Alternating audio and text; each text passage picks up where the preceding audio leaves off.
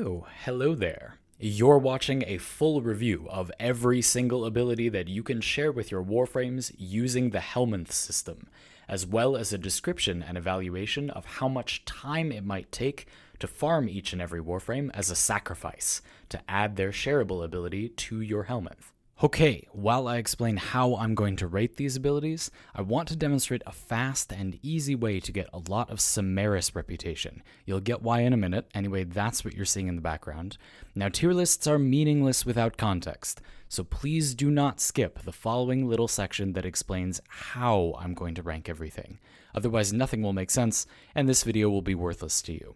Discussing how you might rank things can be just as insightful as actually ranking them.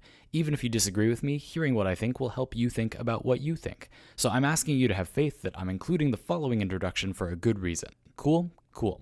There are really two tier lists in here. One is just about how useful an ability might be, and the other also takes farming into account. You can find the tier lists themselves compiled in the description with timestamps, and as I said, I'd be grateful if you waited to use those timestamps until after this introduction.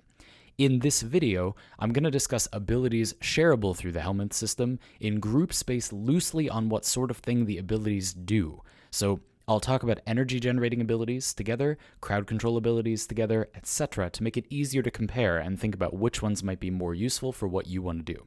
The graphic you saw in the thumbnail is also linked below, and it's the combined tier list presented visually if you'd like that. So, I'm assuming you do have to go farm a copy of the given frame, whether for the first time or not. Remember, you can only unlock these abilities by subsuming a non-prime version of a frame. I'm also assuming you want to have the frame afterward too, so you can't just get rid of the one you have. Finally, and most importantly, when ranking ability power levels, I'm generally assuming a frame with no abilities, and then asking how good would it be to get this ability. Those are our assumptions. Many abilities will be amazing, but only in specific circumstances. And don't get me wrong, that's what I'm most excited about. That's what I'm going to make many dozens of videos about after this. I'm just starting with a more general overview, and I know that's what a lot of people want.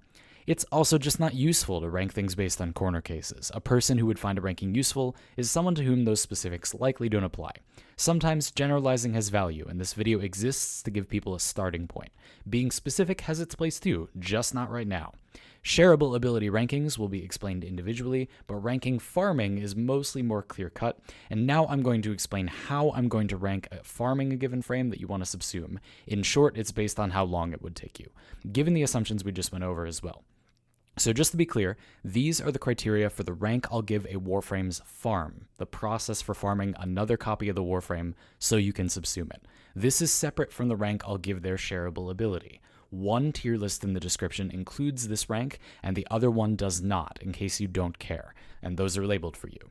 Alright, ranking farming based on how much time it might take you, and we're also not including what resources it takes specifically, because I can't know what specific resources you have, unless the resources are glaringly, obviously very difficult to get, which in a few cases they are, and we're also not including what you need to feed the Helminth to subsume or infuse. You do need to have fed your Helminth some stuff, and it varies depending on the frame to subsume or infuse their abilities.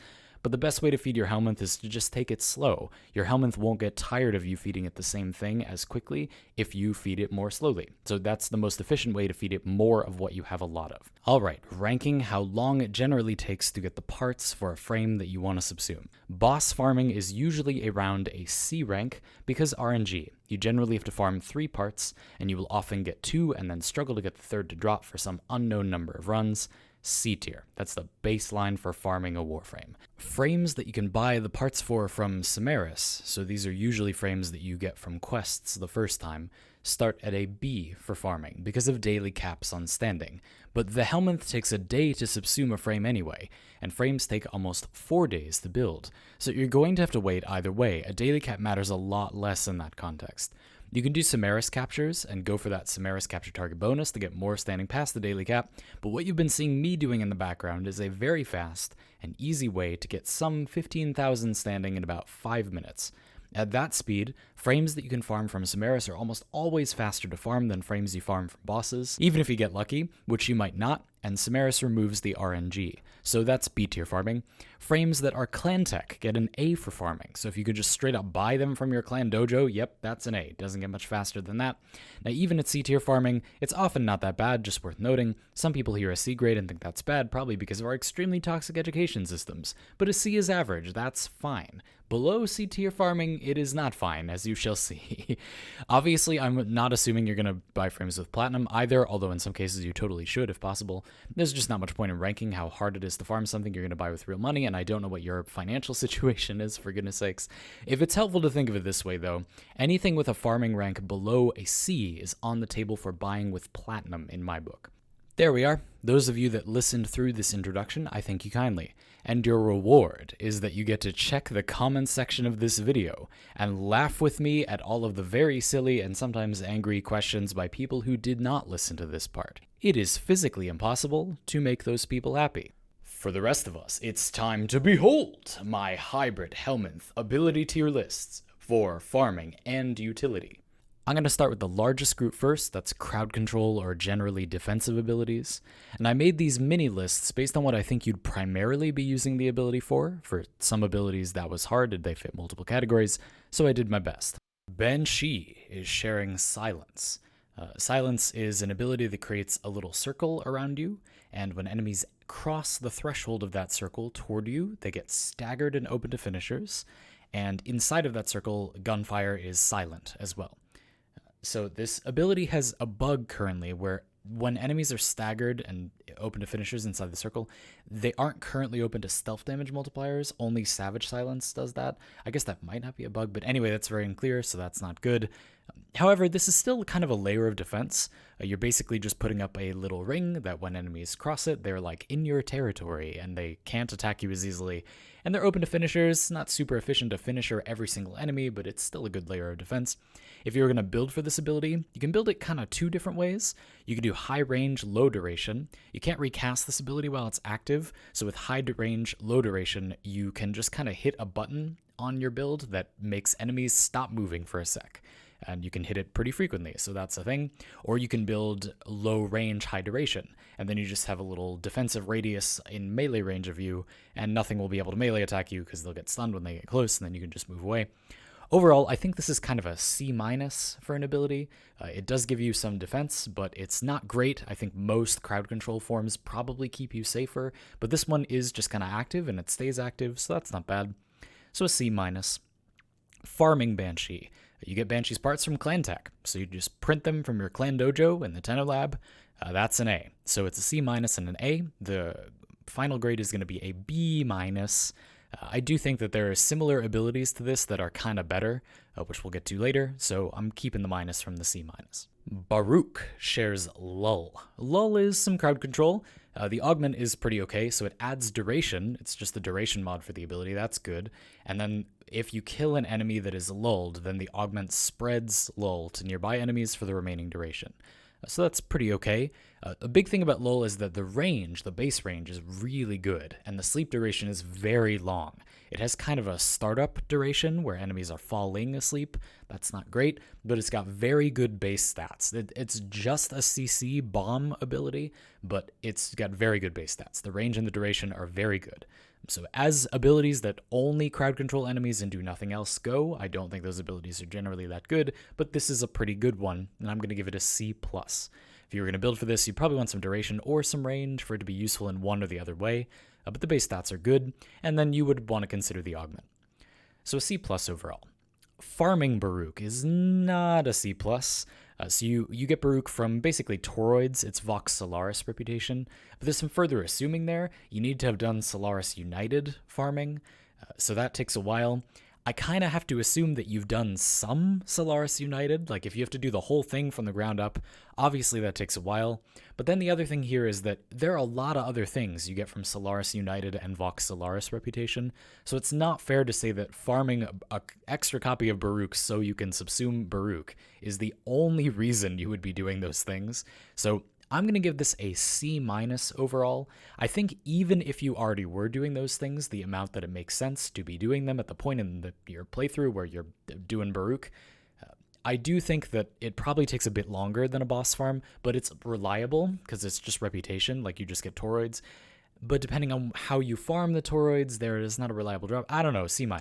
It's a C+ and a C-, so my final combined grade is a C. Equinox shares Rest or Rage, not both at the same time. When you share Rest or Rage, well, Rest and Rage, with another Warframe, that Warframe is not Equinox and does not have multiple forms. So the flavor, I guess, is that you can only cast one or the other, and which one you get is determined by your energy color being light or dark.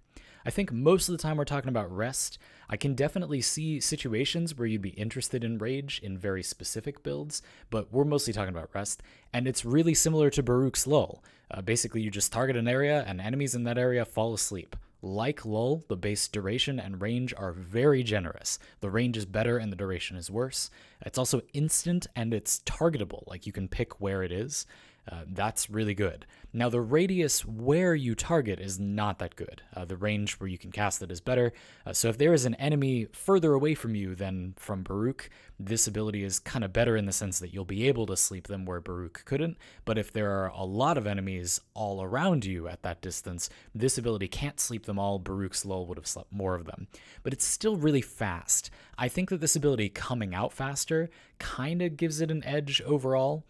And this ability also is an augment that is almost exactly the same as Baruch's Lull's augment. If you kill an enemy that is asleep, then the Common Frenzy augment will spread the sleep to nearby enemies for the remaining duration, which, again, the duration is pretty good, so that's good. So yeah, this is pretty decent. I think you want some duration or some range for it to be useful, and I think it's overall a B-. I think it does earn a slightly better rank than Baruch's Lull, but they're very similar abilities. They're just among the abilities that are just crowd control, these are pretty good. What's not pretty good is the process for farming Equinox. You farm Equinox from a boss, but Equinox has 8 parts instead of 3 that you need to farm. That's a D- right there. F tier is reserved for farming frames that are by some measurement kind of impossible to farm. Equinox is from a long boss fight, and you have a very small chance to get one of 8 parts, and you could repeatedly get the part you already have and not get the last part. That is not impossible, but it is trying real hard to be. D-. It's a B- and a D-. I'm going to say D+ here. I'm rounding down a lot since the farm is so bad to a final D+. Excalibur shares Radial Blind. Here you're seeing Radial Howl, which is the version Excalibur Umbra has, but Radial Blind. Radial Blind is a CC in a big radius with a good duration, and it opens enemies to stealth multipliers. It comes out very fast. It is a no-fuss, powerful crowd control ability. This earns a solid B. Nothing fancy, but it definitely gets the job done, and I think the thing that pushes crowd control abilities in Warframe to be over the top is when they do something else proactive. It's like, why not just kill those enemies, you know? Well, this hits in a very large area. You probably couldn't click a button and instantly one-shot everything in a 25-meter radius. Maybe you can, but you usually can't. And this ability helps you kill the enemies along with preventing them from killing you. So that's pretty good. Obviously, in Excalibur's kit, it's even better because he has an exalted weapon that can take advantage of the stealth damage multipliers, but other frames have that too. So this is pretty solid. I'm going to give it a B. If you wanted to build for this, I think you want range. I don't think you need an ability like this one to have like really long duration. You're doing more damage to enemies after all, so you shouldn't need them stunned for too long. Farming Excalibur is also kind of a tricky case. So you get Excalibur from a boss. It's a boss. But the thing about Excalibur is that Excalibur is the most common starter Warframe, and Excalibur Umbra is the only like prime variant equivalent. It would be prime for any other frame, but it's Excalibur Umbra, that you get naturally from a quest. So for most players, they choose Excalibur as their starter. He's the most popular starter. And then they are given Excalibur Umbra, meaning that Excalibur is free. 2 Excaliburs are free. They can just put away the one they got as a starter and use Excalibur Umbra. That's pretty good. Obviously, that's an S because it's automatic. But if you have to farm Excalibur, it's a boss. I decided here I didn't really know what to do, because certainly if you don't have Excalibur as your starter, then you have to farm him, right? So you can't really generalize here. I decided to average the S for if it's automatic, and the C if you have to farm it, to a B, because I did not know what to do. So forgive me. I'm going to say a B for farming. So final grade is a B, and surprise that those average out to a B. Faros shares Ice Wave. Ice Wave by itself is pretty bad. It does some damage, not terrible damage, but it doesn't really matter past lower level Star Chart missions, and it stacks a little bit of cold, which is fine, but not anything special. You would probably not want this ability if that's all it did. The augment for Ice Wave Impedance, causes Ice Wave to leave a slowing field where it's cast. It leaves that behind for a duration that is moddable. That is pretty good zone control. Zone control is like crowd control, but it remains in an area after you've cast it. So you can use this somewhere and then leave, and it's still controlling that area in some way. I also think that this is generally a bit better than just straightforward crowd control in Warframe. It can either give you some kind of offensive bonus or have a defensive perk. You can kind of defend an area. And Frost in Frost Kit, this is a little redundant because he has Snow Globe, but on other Warframes, there aren't very many zone control abilities. Frost has 2 of the 5 total in the entire game. So outside the context of Frost's kit, this is pretty decent. So Ice Wave Impedance, good stuff. I'm going to give this a B-. You really need the augment, or I don't think this ability does much, so that's not as good. The range of this ability is pretty generous overall. The duration is not. So if you wanted to use this ability, you probably want a lot of duration and then a free mod slot.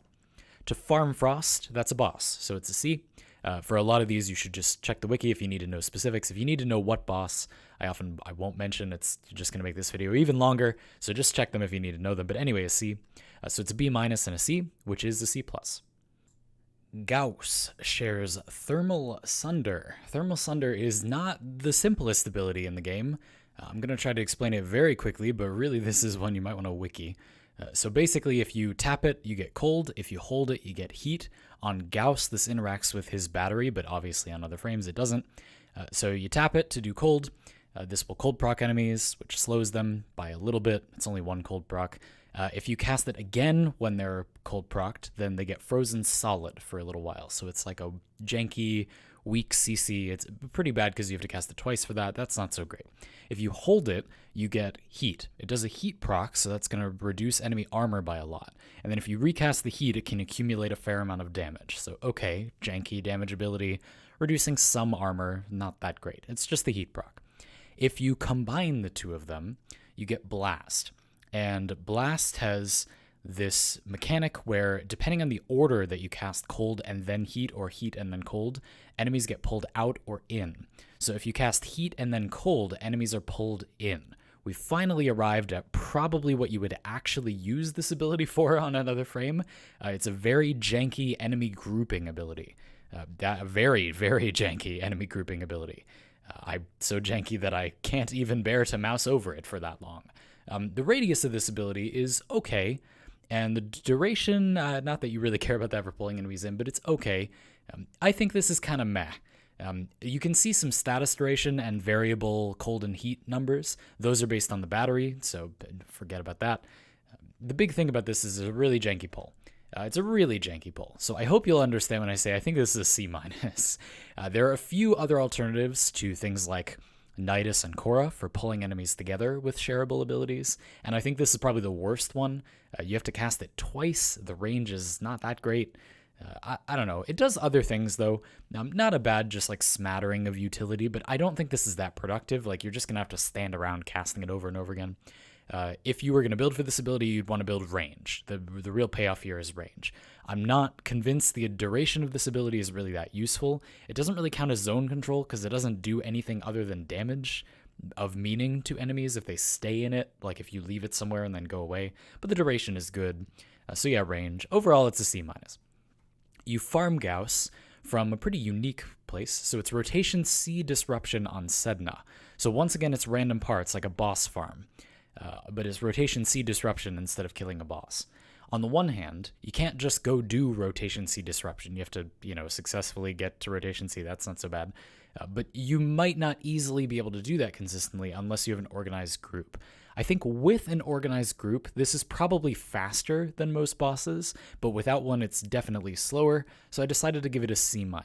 A C- and a C-, surprisingly, averages to a C-. Harrow shares Condemn. Overshield generation on any Warframe with a Warframe power with no augment. Good stuff, folks. It also stuns enemies, and it holds their hands away from their face, as you can see in the little demo video, which is really good for getting headshots. Yeah, this is a good ability. It generates overshields. It's a very, very good plus for a defensive CC ability. The great thing here is that it not only stops enemies from attacking you or whatever now, it also accumulates overshields for you so you won't die later, which is great. And then opening enemies to headshots is a nice little bonus. I'm going to give this a B+. I think this is pretty solid, maybe one of the best, just like throw out some card control abilities. This ability does have an augment, but it doesn't do anything outside the context of Harrow's kit. It just causes enemies that are condemned to be more susceptible to Harrow's other abilities, that doesn't affect you if you're not Harrow. If you wanted to build for this, you probably want some range. You probably don't want to have negative strength. You don't need that much range. But the basic amount of shield you get back for each hit is pretty decent, so you don't need that much strength either. I think the big thing here is you might want some efficiency, because you kind of want to be using this a lot. It doesn't hit an amazing area. It comes out really fast, though, so it's okay if you cast this 2 or 3 times to control the same number of enemies you would have hit with, like Radial Blind or Lull or whatever, because it comes out really fast, and you also get bonus overshields. So, good stuff. Farming Harrow is not good stuff. Oh baby. Okay, so the chassis is basically free from Void Fissure enemies. It just drops off them. I'm sure you have the chassis already. And the blueprint is from the quest, so that'd be Samaris rep if you needed to get it again. It's all downhill from there. The Neuroptics drops off Rotation C Kuva Spy at about an 11% chance. Oof. And the systems, oh boy. So you can get the systems from rotations B and C of defection missions at around an 11% or much lower chance depending on the rotation. The rotation B drop chance is 2%. So yeah, rotation C, 11% chance. And defection missions are known to be pretty buggy. Yes, I know you can use Loki to teleport the defection dudes around. I've done that a lot in my time playing this game, and sometimes it bugs out still. That's an F. F for farming. This is the only F tier farm. It's reserved for nearly impossible farms. So again, it's not that this, if you do it successfully, this is not so much worse than D- farms. In fact, it might not be as bad. But the thing is, it's arguably impossible. You could do it and the game could just break and you won't be able to do it. And that's been the case for quite some time. You could farm this for months and not have Harrow. So combined grade, it's a B+ and an F. I'm going to say C-, but yeah, this is rough. If you weren't clear about the whole "we're assuming you won't spend platinum" thing, this is me saying farm platinum instead of Harrow. Hydroid shares Tempest Barrage. Tempest Barrage is a zone control tool, so you can cast it on an area, and if you charge it up, so you have to hold down the button, you get longer duration, and that duration is rather respectable. 10 seconds is not so bad, and the radius is pretty good. One unique thing about Tempest Barrage, too, is that the cast radius, that is like the area you target to have this happen at, is infinite. So if you can see a place, you can Tempest Barrage it. And then the explosion radius and the radius of where the explosions will hit can differ. That's affected by range. But again, you can cast this at infinite range. So that's good. It's good for like interception, for example. And it's got an augment that has an 100% corrosive status chance when an explosion hits. That's not affected by strength, which I think is a good thing. You would want to build duration and maybe a little range. So not having to build strength, you could just put the augment on and reduce the armor. That's good. A pretty decent bonus for a zone control ability. I think this is pretty all right. You do have to charge it or the duration is really bad. But yeah, and it's slow. Like it's not like quick to charge it up, but it's not bad. Overall, I think this gets a B-. The farm for Hydroid is Vehek. It's a boss C. It's a B- and a C, so it's a C+ for the final grade. Inaros shares Desiccation. Desiccation is a pretty good, large, long-duration crowd control, and it opens enemies to stealth damage multipliers. It's basically Excalibur's Radial Blind, but in a cone instead of all around you, which is definitely worse than Radial Blind, but not by very much, and this ability also costs less energy. Other than that, it is almost identical to Radial Blind, so I'm going to give it a B-, a little bit worse than Radial Blind's B. If you wanted to build for this, you want some range and probably some duration. The farm for Inaros, so it's a quest, so for the second copy, that'd be Samaris, which is a B. So it's a B- and a B. I'm going to keep the minus and say the final grade is a B- because Excalibur is often automatic to acquire and does the same thing, but mostly better. Khora shares Ensnare. Ensnare groups enemies up. It's good for headshots, unlike other abilities that group enemies up, because it groups them up in a standing crowd. Enemies kind of slouch as well, so it's easy to hit their heads. That's really good. That's a benefit all other abilities that group enemies up do not have. This also works kind of okay with terrain. Generally what will happen is if it can't pull the enemy across terrain directly into the clump, it will still latch onto them and CC them. So they might not be grouped up perfectly, but where other abilities would just fail to get the enemies in a group and do nothing to them, this ability will still stun the enemy, which is nice. So overall, pretty good. Abilities that group enemies up are very powerful because you can cleave or explode them all together, and this ability is a little bit better than those because it keeps enemies standing. That is always an advantage, but it's a little worse than them because it has a slight delay on pulling enemies together. That is not meaningless, but it is still a very good ability that I'm giving an A-. If you wanted to build for this, you probably want some range. The farm for Khora, however, while simple, is really bad. So it's regular Sanctuary Onslaught. So you need to go to Zone 8, and then you still have a random drop chance for the parts, and it's lower than from bosses. So it's way longer than doing a boss, and the drop chance is worse, and you have to, nobody goes to Zone 8 Sanctuary Onslaught. It's people going with Elite Sanctuary Onslaught. You're not going to get people doing regular Sanctuary Onslaught to Zone 8. So you're going to need an organized group. And on top of all of that, Khora requires Kavat DNA as a crafting component. That is one of the nastier things to farm, and it's a rather limited resource. You could be making some good Kavats with it. So this is pretty bad. It's a D for farming. An A- and a D, so it averages out to a C+. Rimbo shares Banish. Banish is mostly pretty troll. Outside the context of Limbo's kit, where you can have some advantage over enemies when they're in the rift, and you can freely go in and out of the rift, this ability makes you unable to shoot enemies. So it's like a very brief stun, they just fall over, and then you can't shoot them. Generally, using this ability, you are worse off than you were before, unless you're Limbo, which you are not if you're sharing this ability. The Augment is an okay but kind of awkward heal. So it heals for a % of max health if you target an ally, and they're banished. It is affected by strength. If you play with a friend, this might be okay. If you do this to your squad mates, you will save them, but they will get mad at you. So I don't know. This ability is usually either totally useless or actively anti-productive. However, you can banish rescue targets or walking around sortie defense targets, the human ones.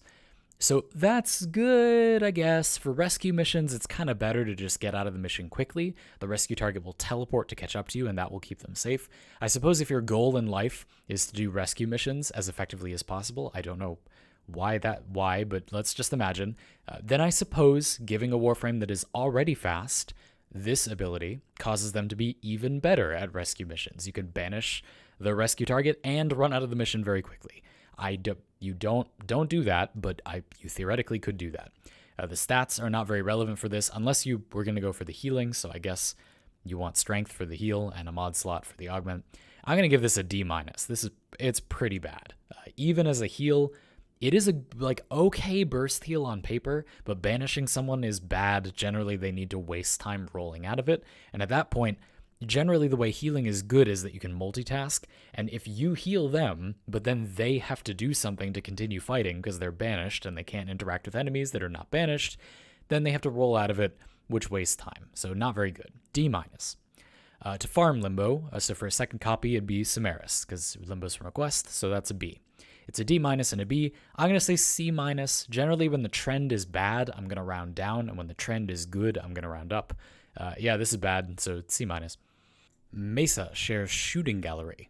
Shooting Gallery, and between its augment and the base ability, does 3 completely separate things. So I'm going to explain the 2 things Shooting Gallery does, then what Muzzle Flash does. Overall, I think this is actually pretty decent, but it's not great at any individual thing. So I'm going to give it a C+, but here's what it does. First of all, it gives you damage. So it's a duration-based buff, and then it gives you damage that scales with strength. This is just more damage to all of your guns. And it's base damage, so it's not an overall damage multiplier. It's not 25% more of all of your damage. So you don't think about the damage number you have and then increase it by 25%. That's not what it does. You're taking the base damage mod on your secondary, for example, that's 220%. And you're just adding 25%, or again, it scales with strength, to that number, which is not very good. So 220% becomes 245%. Not a very meaningful marginal benefit. It's still damage, like damage is damage, and those equations get better if you look at like primary weapons, which have weaker base damage mods. The marginal benefit gets a lot better there. That's fine, but it's not that great. The main thing with this ability is that it also jams enemy guns that get near you. That's pretty good. It's like a layer of crowd control around you. It reminds me a little bit of Banshee's Silence, where enemies kind of cross a threshold, and once they're kind of close to you, they're sort of in your territory, and they have their guns jammed repeatedly. Another bonus that Mesa's Shooting Gallery has is that an ally also gets this buff. So you get a copy, and then another copy jumps around between your other squad mates. If you have one squad mate, they just get it the whole time. If you have three, they share it. They moves around between the three of them. And the Augment, Muzzle Flash, causes assists, so kill credit, basically, if you hurt an enemy and then it dies. Assists made by you or the player that has the other copy of Shooting Gallery will charge up a blinding shot. So once you get 6, you or the player that's sharing it, your next shot, you the Mesa player, or the person who shared Shooting Gallery, blinds enemies. So it's like a Radial Blind bullet. That is pretty obscure, but all things considered, not half bad. I do think that needing to have an augment and needing the ability active, and then you need to get the assists, and then you can do a Radial Blind. Like, a Radial Blind bullet is good, but it's a lot of hoops. That's all I'm trying to say. I think this is a C+ overall. I think the augment is a little questionable, but it's an option. Versatility is good, but this ability is not great at any individual thing it does. Still, comparing it to its closest competition, which is probably Banshee's Silence, this is definitely better most of the time, so I'm going to give it a C+. If you wanted to mod for this, you'd want to mod a little of everything. The farm for Mesa is Mutilist Alid V, which is a boss, but you need a key to fight Mutilist Alid V. And the keys require Mutilist nav coordinates. You get those from Infested Invasions, or Auric and Derelict Survival, Auric and Derelict Defense, and also a few other ways. It's those Mutilist nav coordinates that would limit you on farming Mesa, but you might naturally have a few, probably not a lot, and you can also share keys with your squad and rotate.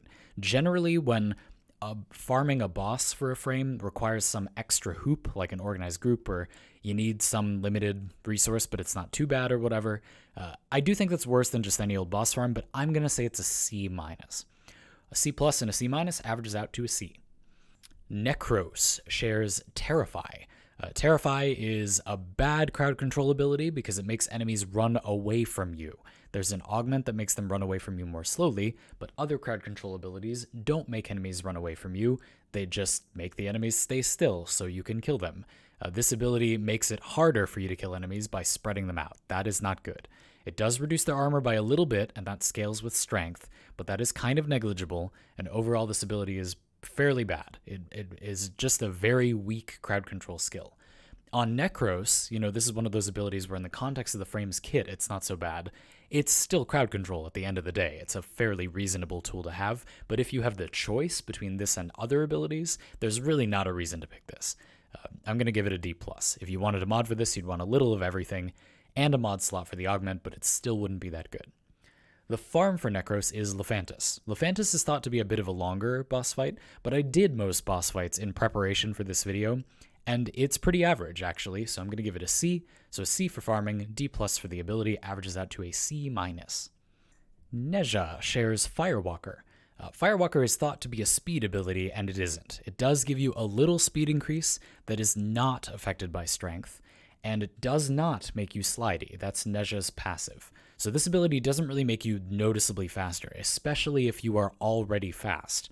This ability is not going to increase your speed by a noticeable amount. I've been using it, and it does not. But I've been using it because it is actually a good ability for zone control. If you run around, you can kind of draw crowd control lines on the ground through hallways and running circles around an objective. This is very effective. It's weird, but it's very effective, which is powerful. So compared to other zone control abilities, it's very cheap.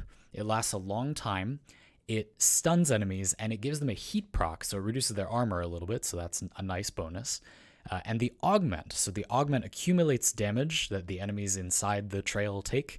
So as the trail does that heat damage to enemies, it stores that damage, and then you can reactivate Firewalker to kick out that damage as a straight area of effect line that does damage.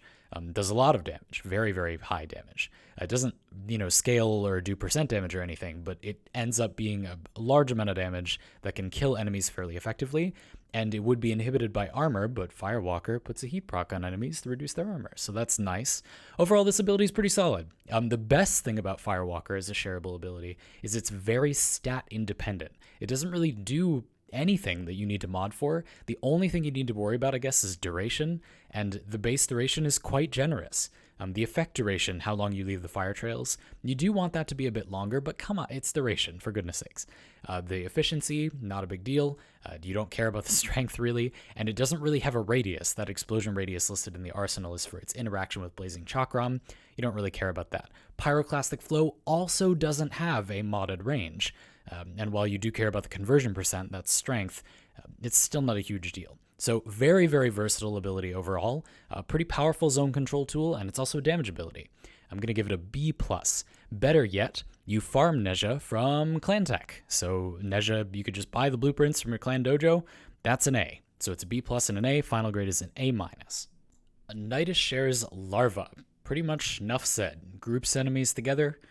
That's very good. It does it real quick. You can put it on the ceiling or whatever. You target an area and enemies get pulled to it. That's real good. When you share Larva, the range is worse than the base ability, but it's still pretty decent. That's not really a reason not to use it. All these abilities that are balanced separately when shared, it kind of doesn't matter because the ability still accomplishes what you would use it for. Like, you'd use this to group enemies together, and even with lower range than this, it is still good at grouping enemies together. So it's nothing to worry about. Now, of course, if they were balanced differently and they didn't still accomplish the goal, if the range was really, really low, then obviously that wouldn't be good, but this one, it's fine. Another thing about Larva is its augment, so you can blow up the Larva to do damage, a flat amount of damage, for every enemy inside of it. This is not great at higher levels, but it can be a very fast way to kill a lot of small enemies, potentially over and over again, because Larva is not very expensive either, so that's really good. Good stuff. It's an A. Larva is a very good ability. I think the range is not amazing when shared, but it's not that bad. The farm for Nidus, this is another one that is that bad. The main blueprint is from the Quest or Samaris, and then the parts drop from about a 15% chance from Infested Salvage on Eris, Rotation C. So that is pretty brutal. This is like a boss farm where you can get 2 parts and then repeatedly not get the 3rd part that you need. Again, you could get those 2 parts over and over, but add to that Infested Salvage, so getting to Rotation C is going to be longer than most bosses, and you have a worse drop rate than parts from bosses. You can whiff, you don't always get a part. This is one of the simplest and worst farms. It's a D-. It's not hard to do, but we're talking about how long they are, and it's pretty long, so not good stuff. Overall, it's an A and a D-. I'm going to average that out to a C+. Nyx shares Mind Control. Let's not spend too long on this one. Mind Control is not very good. It's a single target stun. Enemies do attack each other while they're under it, but they don't do that much damage to each other. The amount of damage enemies do to us is not a lot when dealt to enemies. And of course, they don't have a good way to deal with like armor, for example. It's not very good. There's an augment that increases the damage even more. You can shoot the enemy to ramp the damage up. All of these things do very little. It's just not really worth your time. You'd be much better, instead of shooting the enemy to mind control it to deal damage to other enemies, you could just shoot the enemies, D-. If you were going to build for this ability, you'd want to rethink your life. You farm Nyx from Forid. Forid requires you to have an invasion up. Forid spawns when an infested invasion hits an assassination node, and then you get an alternative boss. It's Forid, but Forid is a very fast boss, so that layer of RNG, but then also the speed, I decided to average that out to just the C. So it's a D- and a C, that's D+. Octavia shares Resonator, which I'm very surprised to say I'm going to be recommending a little bit, but for a very complicated reason. On its own, this ability is not very good. It's crowd control. Basically, you drop a roller ball, it rolls around wherever it pleases, and it Pied Piper hypnotizes enemies to follow it. That's not good, because that's having your crowd control be controlled by an AI. However, there is an augment for this ability that's an Excalibur augment, so it can go in your Excalibur slot, and that allows you to control where your rollerball goes. Not only that, once you've told it to go somewhere, that instance of this ability will not move on its own anymore. So not only does it let you reposition it, it also lets you stop it from moving. That turns the ability into a pretty good zone control tool, because not only can you leave it somewhere and it won't move around, you can just put it on a point, and enemies on that point are just hypnotized and can't really do anything. You can also move it from place to place, which could be helpful in some situations. Pretty solid stuff. It also kind of vaguely groups enemies up in a pretty awkward way, and it's got decent range and duration as well. So overall, pretty good. The duration especially is pretty solid. If you're going to build for this, you probably want some range, and then I highly recommend the Excellus Augment. There's very little cost for running the Excellus Augment, and I don't think this ability is very good without it. Overall grade with the augment is a B-. I'm giving it the minus because you definitely do need the augment for this to be worth using. The farm. Ooh, this is a complicated one. It's D tier from me, but here we go. So you need the blueprint, which is from the quest, or Samaris Reputation for a second copy. You also need a special crafting material. It's the Manticord. You also get a second copy of that from Samaris, or again, you originally would get it from the quest. And then the 3-part blueprints. They all come from different places with different qualifications. One is a guaranteed drop from the Lua music puzzle. Okay, so guaranteed drop, that's good. Another is at about a 22% chance from Lua Crossfire Exterminate caches on rotation A. So that's the first cache, so that's not so bad, but 22% chance, youch. And then there's the doozy, about a 22% chance for the third part from Orokin Derelict Survival Rotation C. So even just for that one last part, so rotation C is 20 minutes. You're looking at a couple of hours probably if you're lucky, possibly much longer. Those odds are fairly bad, and then you need the other parts, but surprisingly, crunching the numbers, it's not as bad as a few others, so it's still a D and not a D- or an F. It's pretty bad, but it is better than some others. D for farming, and a B- for the ability. I decided to say a C overall.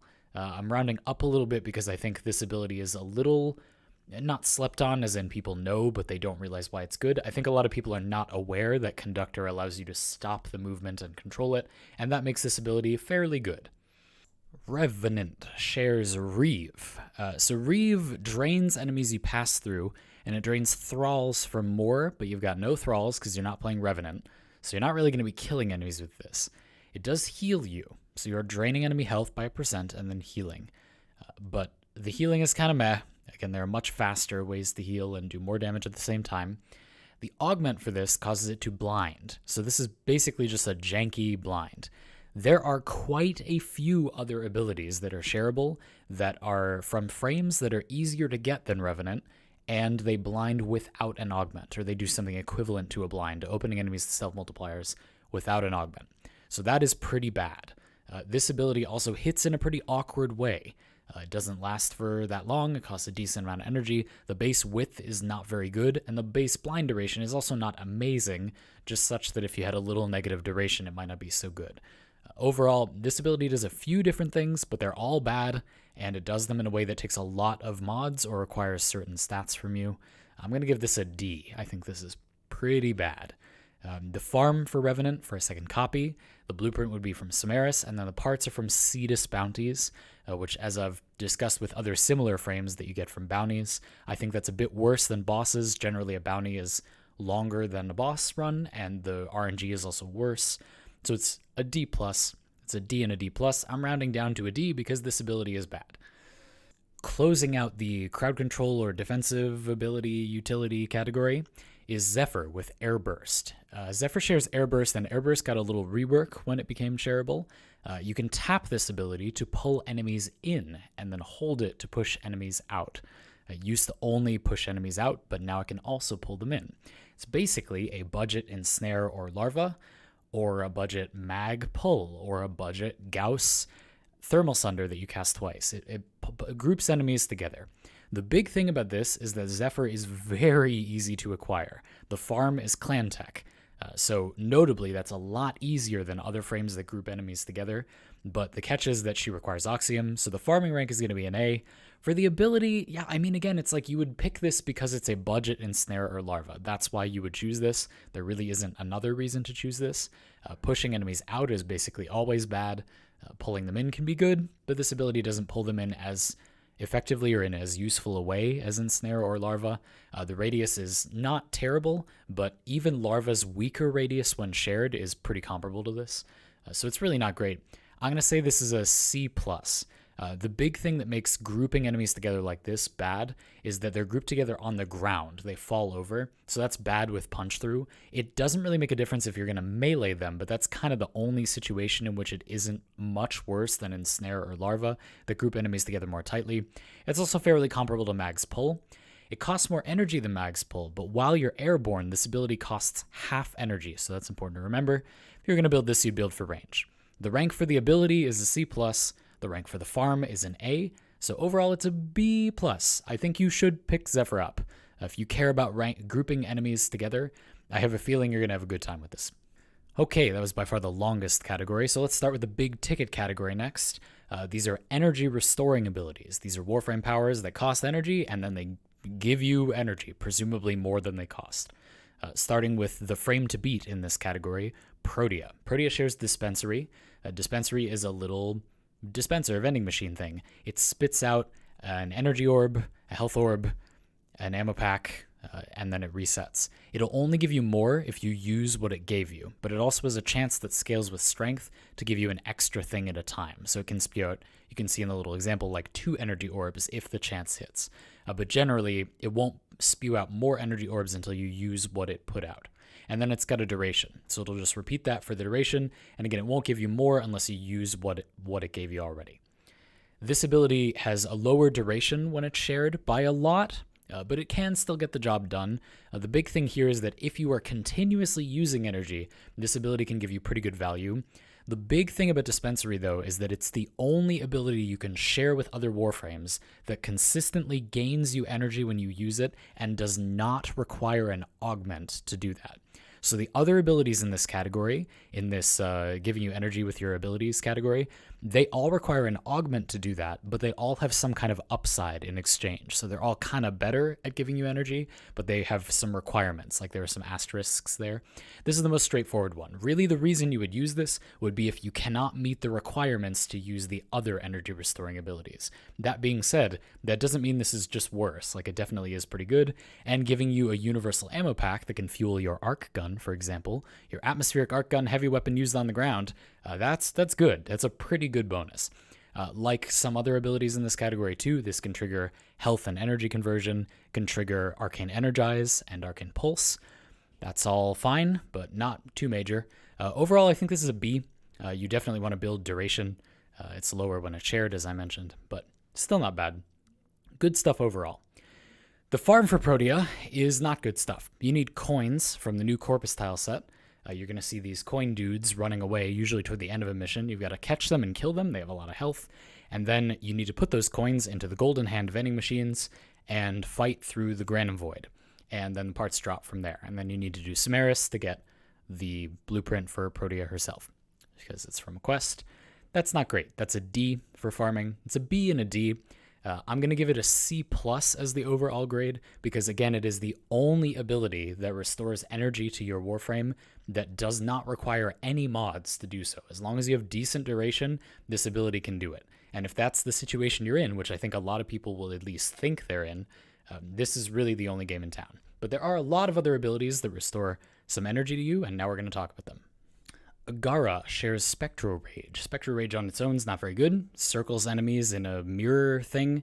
They shoot the mirrors and blow them up, and then they're free. Not a big deal. Doesn't really do much. But Spectro Siphon, the augment, gives you a chance to get an energy orb when you kill enemies inside of this. So if you target a group, encircle them, and then blow them all up, the mirrors aren't going to die immediately, you'll get a lot of energy orbs. The problem is this ability is 75 energy. So unless you target a lot of enemies and or you have a lot of efficiency, you're fairly likely to whiff with this ability. The good news is that Fleeting Expertise are big efficiency mod, but then it drains your duration. This ability has high duration that it doesn't need at all when used that way. So you can totally use Fleeting Expertise and give it a lot of efficiency and make it much more favorable. So that's good, not amazing, but good. And then again, you've got that energy drop chance. You really want a lot of targets for this to be good. So compared to Protea's Dispensary, this ability requires that you have a group of enemies, but it's a horde shooter, you generally do. and you need a mod slot for the augment, and you probably also want efficiency. But in exchange, the amount of energy you get is a lot higher, and you get it much faster. You get it pretty much immediately. That's decent, but I do think that those are some significant caveats. So I'm going to give this a C+ for usability. The farm for Gara, for a duplicate, so the blueprint is from Zamaris, and then bounties. So you have to farm bounties like similar frames. I've been saying that bounties are kind of like a boss farm, except the chance to get the part is lower, and bounties are generally longer than bosses. So I'm going to say D+ for the farm. It's a C+ and D+. I'm going to say a C-. I'm kind of rounding down here. I do think that despite this being a choice for energy restoring abilities with upside, I think there are better options, and we're going to talk about them now. The direct alternative is Titania, who shares Spellbind. Spellbind targets some enemies and makes them float in the air. You can also cast it on yourself to make yourself status immune, and status immunity makes you immune to self-stagger from explosive weapons, so that's a nice little bonus, but that's not what we're here for. The augment restores energy to you if you hit 4 or more enemies with Spellbind.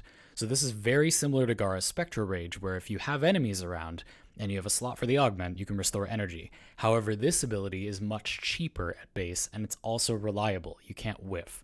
You always get the energy. In fact, without any stats, this ability already gains you energy quite reliably, which is really, really nice. Another thing about Spellbind with its Spellbind Harvest Augment is that strength increases the amount of energy you get, and efficiency decreases the casting cost. So you can use either or both to increase how much energy you get. Another weird finicky thing here is that you can't recast Spellbind on spellbound enemies. So if you get this and you get the energy, you can't just spam it to get infinite energy unless you have negative duration, which would allow you to do it again much faster. So potentially on a build with very specific stats, this could be very powerful. And then obviously you want some range. The radius is not great at base, so that's a problem. Overall, I think this is pretty good. I think it is finicky. It asks a fair amount of you as the player trying to get energy back with it, but it is one of the cleanest, quickest energy restoring abilities out there. It doesn't really ask a lot of your combat situation, it just asks a lot of your build. So I'm going to give it a B- overall. The farm for Titania for a second copy would be Samaris, which is a B. It's a B- and a B. I'm going to round up to a B. I think this is a solid choice overall. Our last energy restoring ability, Trinity, shares Well of Life, and its augment Pool of Life causes enemies killed, one under the effect, to spew out a lot of health orbs, and they have a chance for an energy orb that's modded with strength. The big thing here is that if you use Equilibrium, 4 health orbs is a lot of energy, but that's 2 mod slots. You need a free slot for the augment and a free slot for Equilibrium if you're going to do that. You could have a lot of strength, and then it could reliably give you an energy orb, or fairly reliably, but it's still just 1 energy orb, so you need efficiency. The main thing here is that if you have a lot of mod space, this is probably the best of the energy restoring abilities. It asks the least of your combat situation, and the most of your build in the sense that you need 2 mod slots that do very little other than make this ability give you a lot of energy, but it makes it give you a lot of energy. This ability is also a little different than it used to be if you've been playing Warframe for a while. Basically, you target an enemy, that enemy stores damage you deal to it, and at the end or when you reactivate, it takes all that damage, so you can kill it early if you need to. It doesn't increase the enemy's health like it used to. And then it creates a little field around the enemy that heals over time. Not a very good ability at base, but not terrible. Some of these other abilities are definitely worse than this. So you're using it for the augment to restore energy, but the base ability kind of does something, which is a nice bonus. Now, overall, I think this is pretty okay. It's also not very stat dependent, so although you kind of need 2 augments to get the big energy restoration going, once you have those, it doesn't really need anything else. You don't really care about the duration, the range, the energy cost. None of that stuff really matters that much. So I'm going to give this a B- overall. I think 2 free slots is kind of rough, but when this is what you want, it's really good. Like the others, it has a niche. The farm for Trinity is a boss, so that sounds good, but the boss is Ambulus. Ambulus is a pretty long boss fight, but the problem is that you need Amino beacons, which you get from random outdoor corpus missions when an Ambulus drops in, and then you kill it, and then you get Amino beacons. You can't control when that happens, so that's another layer of RNG and another layer of farming. I'm going to give that a D+. It is still just the boss fight, but getting those beacons is not fun. You might naturally get a few as you go through the star chart, though. Overall, it's a B- and a D+, which is a C. The big caveat here is that, again, if you have a lot of mod space, this is a very good way to get energy. It's a really good example of how Protea gives you a way to get energy back with an ability without any mod slots, but if you do have mod slots, this is a lot better. It restores way more energy, much quicker, but you might not have the mod slots. Also in this energy restoring section, I'm going to give an honorable mention to the only loot ability that is shareable, Atlas's Petrify. The Augment Orgaze is a % chance modified by strength to get more loot from enemies killed while petrified by Petrify. That's good. This ability stacks with all other loot abilities, so you can give this to another loot frame, perhaps Khora, who can group enemies together with Ensnare, and then use this and her Pilfering Strangledome to get even more loot from enemies. That's pretty good. When you get more loot from enemies, you have a chance to get energy orbs back. Loot frames tend to not need to worry too much about how much energy they have. So I kind of thought this was related to this section. This is also kind of alone in its niche, so we might as well mention it now. Yeah, this is pretty good. I mean, it's a looter shooter. This is not the most wieldy loot ability. You need a lot of strength to increase the chance to get more loot. Other loot abilities generally don't scale with strength, so that's not good, but not the end of the world. Some of those frames are still interested in strength. And you want some range so that the enemies are petrified for long enough, and you need a slot for the augment, but at the end of the day, you're getting more loot. It's an A- for me. For Farming Atlas, that's Jordas Golem. I'm going to give that a C-. You need to do the quest or Samaris for the blueprint, and then it's Jordas Golem, which requires you to have decent Arcwing stuff, but I kind of figure you probably have some Arcwing stuff by the time you're using the Helminth system. So I don't know, C-. I could see this one being a D+ for some people, because you have to have the means to do it consistently, but otherwise it's just a boss farm. Overall score is an A- and a C-, so it's a B-. To finish off the energy and, I guess, loot category, we're going to talk about the only vacuum ability. This is Mag's Pull. On its own, Pull is also not so bad. It's a budget, kind of messy Larva or Ensnare or Arrow Burst or Thermal Sunder if you cast it twice, which is decent. That's not really why we're here. I think that this ability doesn't really fulfill the role of pulling enemies together unless you plan to melee them. Zephyr's Airburst already kind of arguably doesn't do the job either, but the big thing is this doesn't literally pull enemies together. It's just that it pulls them toward you, which can often functionally mean that they're kind of grouped together. If you're meleeing enemies, it's kind of the same thing, but if you're doing anything else, this is not really a substitute for pulling enemies together. I don't think it's bad, but it's not great. The big thing here is that the augment is vacuum. The augment turns this range, and its very high moddable base range, into a vacuum. This is by far the largest vacuum in the game. It's bigger than Itzel's Cosmic Crush, even if you mod for it. It's bigger than the vacuum radius by a lot, even without mods. You can mod this to be like 70 meters. This can be an absolutely insane size vacuum. I don't think that is actually that useful a lot of the time because it doesn't pull stuff through walls. But in open worlds, for example, it can be pretty useful. And Pull itself, again, is not a bad ability. Overall, I think these two benefits are both mediocre, but not half bad. So I decided that I'm going to give this a B-. I think it's sort of okay if it's what you're looking for. I just struggle a little bit to think of what frames you want this on, but certainly in open worlds, it is very useful. I've had a lot of fun with it there, actually. If you wanted a mod for this, you'd want range and a slot for the augment. The range is really, really good. That's the main draw here. For Farming Mag, it's the Sergeant. So it's a boss, but Sergeant is the fastest mission in the entire game. Sergeant doesn't have any animation cutscene when you go up to him. Doesn't have any invulnerability phases. You can literally just run through the mission nonstop, shoot the Sergeant, and then run out of the mission. You don't even have to wait or anything. You can very easily one-shot the Sergeant at the time you're using the Helminth system. This is probably the fastest mission in the entire game. It's faster even than capture missions because you don't have to wait around capturing the target. This is pretty fast, so I decided to give it a B. It's a boss farm, but I really think that it's faster than Samaris sometimes, so I've done this mission a lot, and I really don't think it takes long to get a mag. Overall grade is a B- and a B. I'm going to give Mag the B and say it's a B. Next up are offensive abilities. So these are damage boosts or debuffs that make you do more damage, or direct damage, an ability that just does damage, as the main draw. Starting with Ashe, who shares Shuriken. Shuriken does some okay damage, and it does do a slash proc.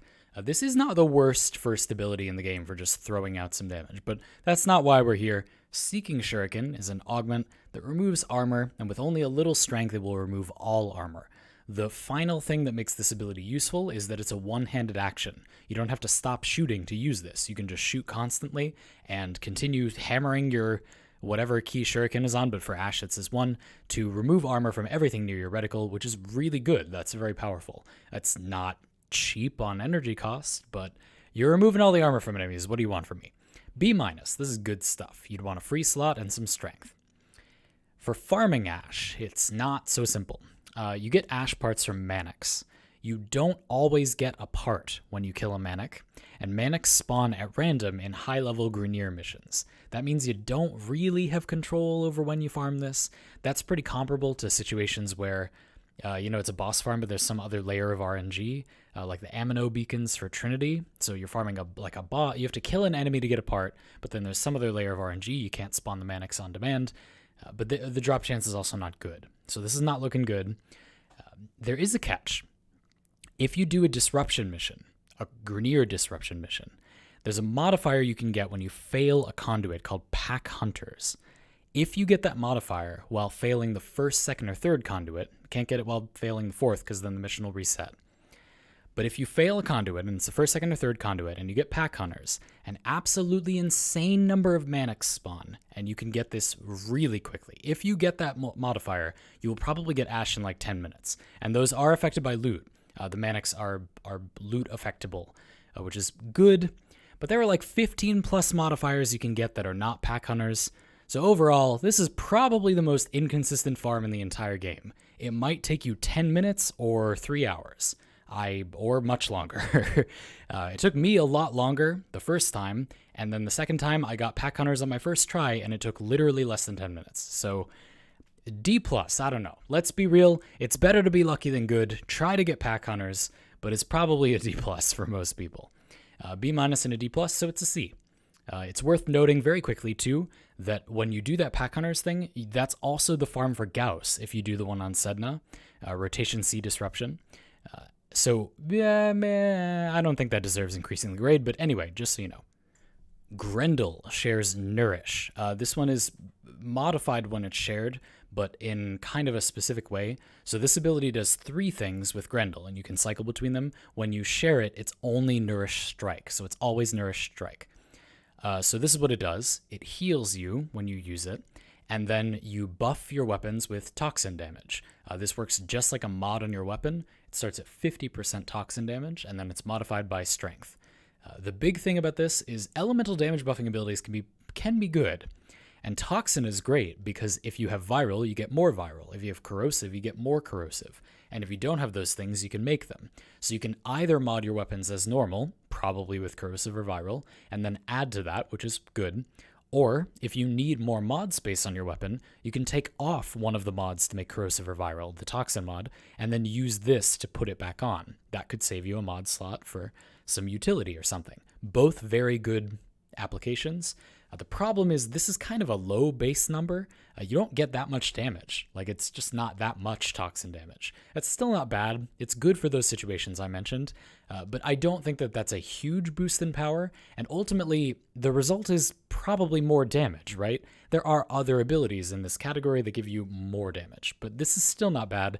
And you do heal as a little bonus. I don't think healing Warframe abilities are that good. It's better to heal while either multitasking or without sacrificing something in your build, like with Operator Arcanes. Multitasking would be with like Lifesteal, killing enemies at the same time as you heal. And this doesn't do either of those things. It doesn't multitask exactly, and it does require build space, unlike Operator Arcanes. So I'm going to give this a B. If you wanted to build for this, you probably want Strength. The base duration's pretty decent, which is nice. To farm Grendel, it's those Grendel beacons. Those are reliable, but they're a pain to a lot of people. The thing about the Grendel beacons is they theoretically don't take that long.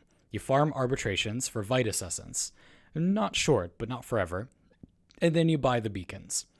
And then the Grendel part is a guaranteed drop for the missions. The catch is that you need a workable way to kill enemies in those missions without mods, because the missions, you just don't get to use mods. 2 of the 3 missions, the defense mission and the survival mission, basically require you to kill enemies. Well, the defense mission literally requires you to kill enemies. And you can't use mods other than augments and sentinel precepts in those missions. The enemies are in the 40s for levels. That depends a lot on what kind of player you are and what you already have access to, but you might very well have an account where you just don't really have a good way to deal with that. It is theoretically not that bad, but I do think that's a little finicky. I decided to give this one a D+. It's reliable, which I think is worth something because it removes the variance from how long the farm will take you, and it means your time is not being maybe wasted, but it could still be really frustrating, and you might have to do a detour to get the ability to do this. So I'm giving it a D+ for the farm. It's a B and a D+. I'm going to give it a C. I'm kind of rounding down a little here. A lot of people just really hate this Grendel Beacon farm. And I also think that while it's good to buff your abilities with elemental damage, this doesn't actually give you versatility. It's ultimately kind of just more damage. I don't think that's bad, but I almost would prefer an ability that buffs you with other elemental damage, because that gives you the benefit of being versatile in some way, even though it could interfere with the element you're trying to proc. In the right situation, that can be better. But this is kind of just more of what you have. There are other abilities that give you more of what you have in what I think is a better way. But it's still not half bad, so it's a C overall. Mirage. Oh, Mirage. Mirage shares Eclipse. Now I'm going to go off on something for a second, so I would like to save you all a little bit of time. This ability is bad. You shouldn't bother using it. Just use Rhino's Roar instead. It's unreliable as all hell, and there's no real payoff. Just use Rhino's Roar instead. I'm going to be rating this ability like a B or whatever for usefulness, and the farm is like a B or whatever, it's Samaris, so the overall grade is a B or whatever. Don't use this ability, use Rhino's Roar instead. There you are. For the rest of you, let's have a bit of fun, shall we? This ability has been a thorn in my side for years. So there have been in the past a few reliable ways to activate the light buff, which is the damage. So in other words, previously, throughout the Vault of Time, there have been times where you could reliably force the light buff, which is the damage. But right now, I cannot find any. Ephemeras don't work at the moment, creating fire doesn't work at the moment, you can't light yourself on fire with napalm grenades anymore, etc. And while I was live streaming on Twitch to prepare this list, a viewer pointed out that methods to control Eclipse have been consistently removed from the game. It's not just lately. It's like for all this ability's history, it's been unreliable, and the developers seem to want to keep it unreliable for some reason. I don't know why. I hate this ability with all of my heart and soul. It's a cool mechanic to position properly, and then you get the defense or the offense. I like that. Why doesn't Mirage's kit just let you generate light or dark? I don't understand. Like, why would that be bad? Why do you not want that? The game doesn't clearly enough indicate where is light and where is dark, so this can be pretty inconsistent. You can see on the buff which one you have, but what location gives you which one, that's hard to see. So this is not a very good player agency ability. I don't know. Again, I'm giving this a B for usefulness. If for some reason you're still going to use this ability, you'd want strength, I guess some duration. You'd also want to rethink your life. There's an augment for this ability that lets you share it within its radius, but you know what ability is shared automatically within its radius without an augment? Rhino's Roar. And you know why this ability is good in the first place? It's because it's a separate multiplier that gives you more damage. You know what's also like that? Rhino's Roar. Just use Rhino's Roar instead. Also, this ability is balanced separately when you share it, but I don't care, and neither should you. I'll talk about that more when I talk about Rhino's Roar, because all of the same things apply, but with Roar they actually matter, because you might actually want to use that ability. I mentioned before that this is from a quest, so the second copy you'd farm Samaris, that's a B. Final grade is a B. I don't care. I'm going to spend my time with reliable abilities. As for Mirage herself, I hope I made sense when I said I hope she's eventually changed to simply create guaranteed areas of light and dark. I don't know why that's so much to ask.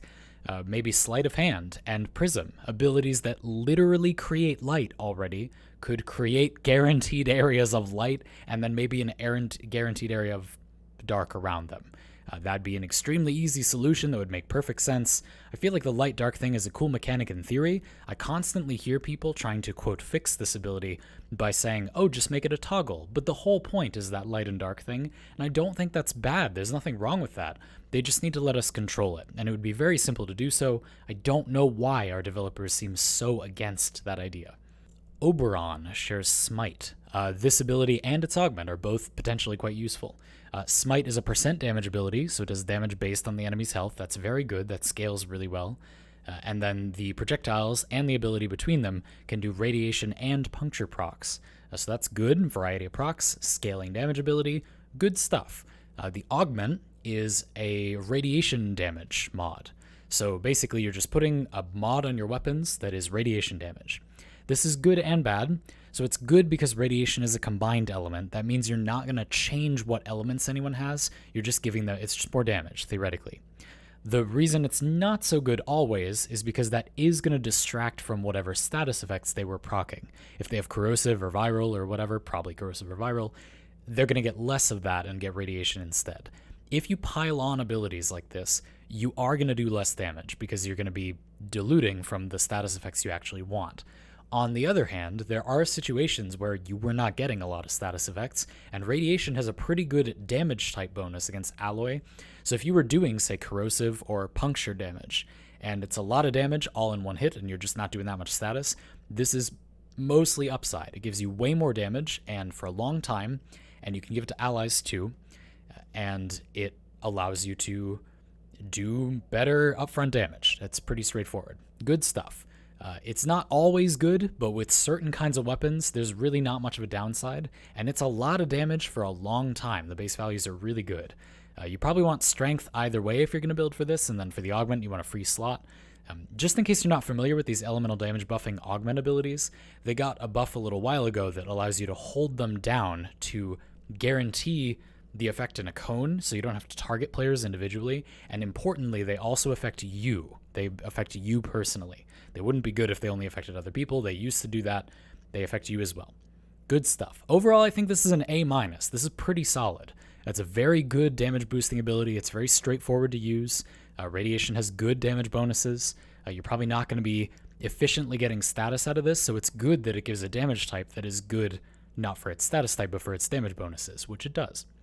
The farm for Oberon is also delightful. Oberon drops off of Eximus enemies, so at MR8 you rather likely just automatically already have an Oberon. Check your inventory. You probably have Oberon blueprints already, unless you sold them for credits. You probably just have one, so that's an S. This is the only S rank farm. Glorious. Overall it's an A- and an S, that's an A. Good stuff. Rhino shares Roar. Roar is a great damage buff. It's coded as faction damage, which usually means it's a separate multiplier. It's not like something like Chroma's Vex Armor or Octavia's Amp. Those abilities increase base damage. This multiplies base damage rather than just adding to it. It's not like Oberon's Smite Infusion or Grendel's Nourish. Those abilities increase your elemental damage. This multiplies elemental damage instead of just adding to it. That's really good. Again, it's additive with faction damage multipliers, but nobody is using faction mods. This is usually just all of your damage multiplied by this value, and that's a lot more damage. And it's really clean. It won't interfere with your status effects or whatever. That's really good. When shared, this ability is only 30% base damage increase. The base value, is 30%.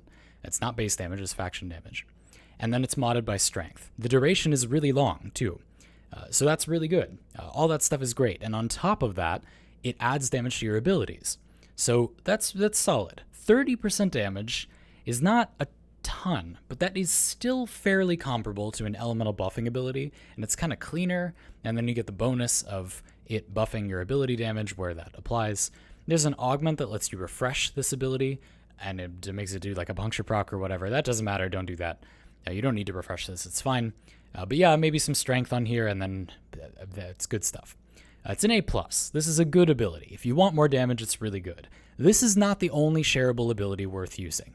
A lot of the time, elemental damage buffing abilities are kind of the same as this, but just better. And even when this is better, it's usually not better by that much, and it's really straightforward. Like, it doesn't really have any secondary benefits, it's just damage. But still, that has some value. There will be loadouts where you need nothing in the way, and you want more damage, and this does that. I just think it's a little overblown, and some people have said this is the only worthwhile shareable ability. That is just not true. Those people have no imagination, but it's still very good. It's an A+. The farm is also really easy. It's Jackal. Jackal is a boss. Jackal's a longer boss, but Jackal's also kind of the first real proper star chart boss you might fight. So that's pretty good. That's a C. So it's an A+ and a C. I'm going to give it the B+, because it is a very no-nonsense damage buff. In fact, just Eclipse existing and being this but more complicated and needlessly inconsistent makes this seem better by comparison. So let's just say B+. However, you can't have more than one of Vex Armor, Amp, Eclipse, Roar, or Zada's Whisper on a frame at a time. Eclipse, Roar, and Zada's Whisper are shareable, which is how that would apply.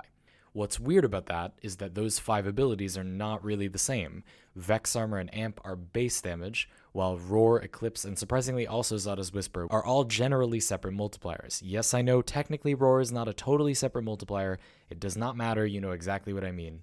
In any case, they are not base damage buffs. They're not something that you usually already have on your weapon build. There's some kind of separate effect or some more specific effect that's likely to be a separate multiplier. So this rule generally prevents you from stacking a base damage ability and a generally separate damage buffing ability, but it doesn't prevent you from stacking any other combination of base damage, elemental damage, and a generally separate multiplier. Stacking elemental and separate multipliers is all things being equal equivalent to stacking base and separate multipliers. Take your Oberon with Smite Infusion and put Rhino's Roar in there, bam. Basically the same thing as if you had Octavia's Amp and Rhino's Roar. Yes, the value in Smite Infusion is lower than on Amp. Yes, you have to be careful not to distract from the valuable elemental damage status effects that you're probably inflicting, but many of the elemental damage buffing abilities are buffing a single non-combined element, and you can simply get more of the elemental damage type you want rather than less. Also, upfront damage type bonuses are a thing. Oberon Smite Infusion is Radiation. Radiation has good upfront damage type bonuses against alloy armor, for example. The point is it's not all bad. That's not always a disadvantage. You can still do the thing and significantly increase your damage 2 separate times if for some reason that is so important to you. I don't understand why Rhino shares Roar and not Rhino Charge if our developers feel this is such an issue as to require this convoluted corner case restriction. In fact, the only thing that this rule prevents you from doing is potentially getting multiple abilities that are separate multipliers on the same build. Indeed, that is mathematically significant in a way that is not similar to adding a base damage and a separate multiplier or an elemental damage and a separate multiplier buff. You could put 2 separate multipliers on a build if this rule was not in place, but you could easily solve that by not allowing multiple separate multipliers to be shareable abilities in the first place. But whatever, if you're from the future and we did get some sensible changes to this system, please celebrate on my behalf. Just to finally bring the point home, if you want to get the most possible damage, you want abilities from different categories, which this current system still allows you to get. You just have to include an elemental buff in the mix, since those are stackable. But that's really no worse and often better than using a base damage buff. Valkyr shares Warcry. Warcry is a large attack speed buff. It also multiplies your armor and slows enemies when you cast it. And then it's got an okay duration, and there's an augment that adds duration when you get a kill. So if you like, it's infinite duration while you keep killing enemies, which that's pretty good. It's an attack speed buff, pretty much. It has some other bonuses. If the armor multiplier is going to be relevant, you probably have enough armor already, or you could just get it from somewhere else. But it's still a nice bonus, why not? On a tanky frame that wants to melee a lot, could be nice. Now, the attack speed bonus is like half when it's a shared ability, and I do want to say attack speed is kind of easy to get from other sources. There's an arcane for melee attack speed. There are plenty of Warframe powers that give you melee attack speed, but still, it's not a lot of it. Even the base ability isn't really that much of it, but it's still nice because it's just so easy to keep active. So this is okay. I don't think it's amazing. I think this is a B as a shareable ability. I think the augment's a nice bonus too. The farm is a boss fight. It's Alad V and Zanuka. That's a C. So it's a B and a C. I'm going to give it a C+. I think it's fine. I definitely don't think it's a B minus. I just think as abilities that increase your damage go, there are a lot of better options, and it's just not that hard to get attack speed. This is not a very unique effect either. Vauban shares Tesla Nervos. This ability is definitely not a damage ability by itself. You throw out up to 4 little mini rollerball grenades, and these will latch onto enemies. They're kind of like automatic tasers, and they'll just tase enemies nearby. Kind of a small layer of crowd control. That's not that great. That's not very consistent. Again, having your CC controlled by AI is not good. However, the augment is pretty solid. So the augment causes enemies with a Nervo on them to remember the damage they take with the Nervo on, and then when the enemy dies, the Nervo does that damage in an AoE that is moddable. It just does that damage value. It's not modified by anything. It's also not affected by strength. It's not affected by negative strength. So this is a damage ability that is not reliant on strength, which is pretty unique. You wouldn't be waiting for an enemy to get a Nervo on them before killing them. You're just going to kill crowds of enemies with your Nervos out, and frequently, every so often, one of the enemies in the crowd is going to have a Nervo on them. You probably won't even notice, and you will kill that enemy, and suddenly the entire group will die, which is really, really nice. This is pretty similar to Mecha Overdrive when you use like slash procs with that. And those two things work well together as well. This can kind of chain react and kill a lot of enemies as well, which is really cool. Definitely a weird ability, but especially if you have low strength but you want to add damage, or you're also using the mecha set. It's a good source of damage, not relying on strength if you have a free mod slot. You probably also want some range. It's a B minus from me. You get Vauban from Nightwave, so that's 75 total cred, and then you get the blueprint from the market. You'll do Nightwave anyway, but if you don't have that much cred, it could take a little while, and you could be buying Nightane for other warframes, so I decided to give this a B minus. It's consistent, kind of reminds me of the Samaris farm, and yet sort of not. You might have to wait, but you do have to wait in the Helminth system anyway. So it's a B minus and a B minus, which averages out to a B minus. Volt shares Shock. Shock is a good snap crowd control ability. You can do it one-handed, so you could just be in the middle of shooting, be in the middle of reloading, and you need to stun a dude, you can shock them without interrupting what you're doing, which is nice, not amazing. The big thing is that it has an augment called Shock Trooper, which is an elemental buffing augment, so you can buff yourself and or your allies, but it buffs you reliably with electricity damage. It's a lot, good base value, long duration, very similar to the other elemental buffing augments, but only a few of those are shareable. Electricity is nice. That means if you have corrosive already, you'll be getting more corrosive, which is solid. And viral and electricity don't work half bad together either, so that's nice. Pretty solid stuff overall. If you wanted to build for this, you probably want some strength for more damage. And then you could do duration, but the base duration is really generous. With these abilities, I actually tend to like the duration to be a little on the low side. So if for whatever reason you do not want them active, maybe they're modifying your elemental combination and you want to change it back, you don't have it for quite so long. 40 seconds is insanely long anyway. And then you want a free slot for the augment. It's a B+, pretty solid stuff. The ability to modify your elements potentially, and also to just add more corrosive damage is good. Sometimes it's not great. If you have viral, you don't necessarily want a ton of electricity because then you won't get as much viral. It's still not bad though. And the first viral proc is kind of doing the most work anyway. The farm for Volt is Clan Tech. You just buy Volt from Clan Dojo, that's an A. So it's a B+ and an A, that's an A-. Good stuff. Wisp shares Breach Surge. Breach Surge is kind of like Radial Blind. You use it and enemies around you get CC'd. The big thing is that this causes damage you do to enemies to fire off little sparks. Those sparks do that damage with an increased multiplier that's modified by strength to a nearby enemy. So as long as you have multiple enemies hit by this, it's a pretty big, kind of weird, but pretty big damage buff. So it's crowd control that gives you a large damage modifier against the enemies you're shooting, just in kind of a roundabout way. That is pretty good. It also has a chance to proc radiation, which will do some lingering crowd control if the effect ends or the enemies don't die somehow, which they totally will, by the way, but just in case they don't, then they'll be irradiated and attack each other. That's nice. So pretty solid stuff. It's a very splashy CC. It's got a good radius, very good radius, and then it's got a long duration and a damage multiplier. Awesome stuff. Probably the best straightforward crowd control ability, and it's kind of a damage ability, so I decided to put it down here. I'm going to give it a B+. The farm for Wisp is the Ropalolist, the Rapala list, the Ropalolist, the Rapala list. Anyway, Roll pull list. Requires Chimera Prologue to fight, so that's quest progression. Otherwise, it's just the boss. I decided to say C-. It's a B+ and a C-, so I'm going to give it a B. Zaku shares Zada's Whisper. So the first thing to mention is that at the time of this recording, Zaku is going to be reworked, or at least heavily rebalanced, and this ability might very well be changed. There's a lot of idiosyncrasies with this ability, so I'll get into them as quickly as I can. This doesn't affect Eidolons. It buffs your abilities with void damage, but that does not affect Eidolons. It never affected Eidolons. That they said that right when they previewed the ability. It's never affected Eidolons. This ability looks like a elemental damage buff, but it isn't. It's a separate damage multiplier. It does give you elemental damage, but it gives you that elemental damage based on all the damage you're dealing. You get that % more as elemental damage. That's void damage. Void damage has bad damage bonuses, but the bullet attractors it creates do make enemies unable to shoot out if they have a bullet attractor on them, and it causes enemies behind them, let's say, to be unable to shoot through them as well. You can use that to create kind of a weird defensive wall. That's sort of a thing. That's not super consistent, but if you have insane status chance, maybe it would be.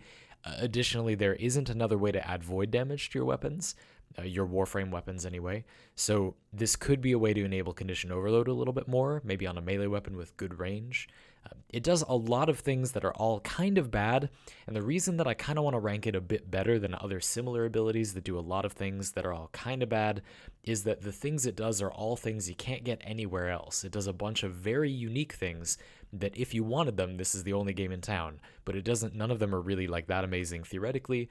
I could totally imagine that there's some very specific situation where this ability is good. That's not what this tier list is about, but anyway, I think this is overall a C+. I think this is surprisingly decent, but there are few major payoffs. Like, the ceiling is kind of low for how powerful this could be, but it's more damage. Like, more damage is more damage.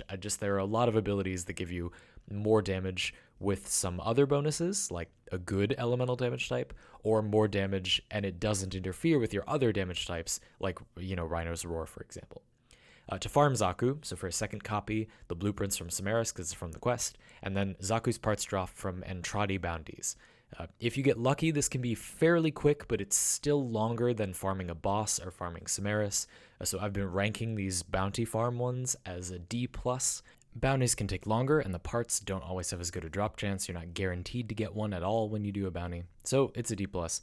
Overall, it's a C+ and a D+. I'm going to say C-. I think this ability is okay, but I don't think the ceiling is very high, so we're going to round down to a C-. That's it for the damage buffers. What's left is a mix of miscellaneous abilities, the most glaring of which is Chroma, with Elemental Ward. You can change the element on this. This ability does basically everything. You could do basically anything with this ability. It does almost anything that any other ability in this list does in some way, except directly CC enemies or directly do damage, and even then, it kind of does those things too. I'm just gonna say right off the bat, this is an S-rank shareable ability. You could do basically anything you want with this. Right now it's set to Toxin. Just to be clear, when you share this ability, you can change the element with your energy effect. Some people have said, oh, Chroma's passive is the ability to change the... No. Chroma has no passive.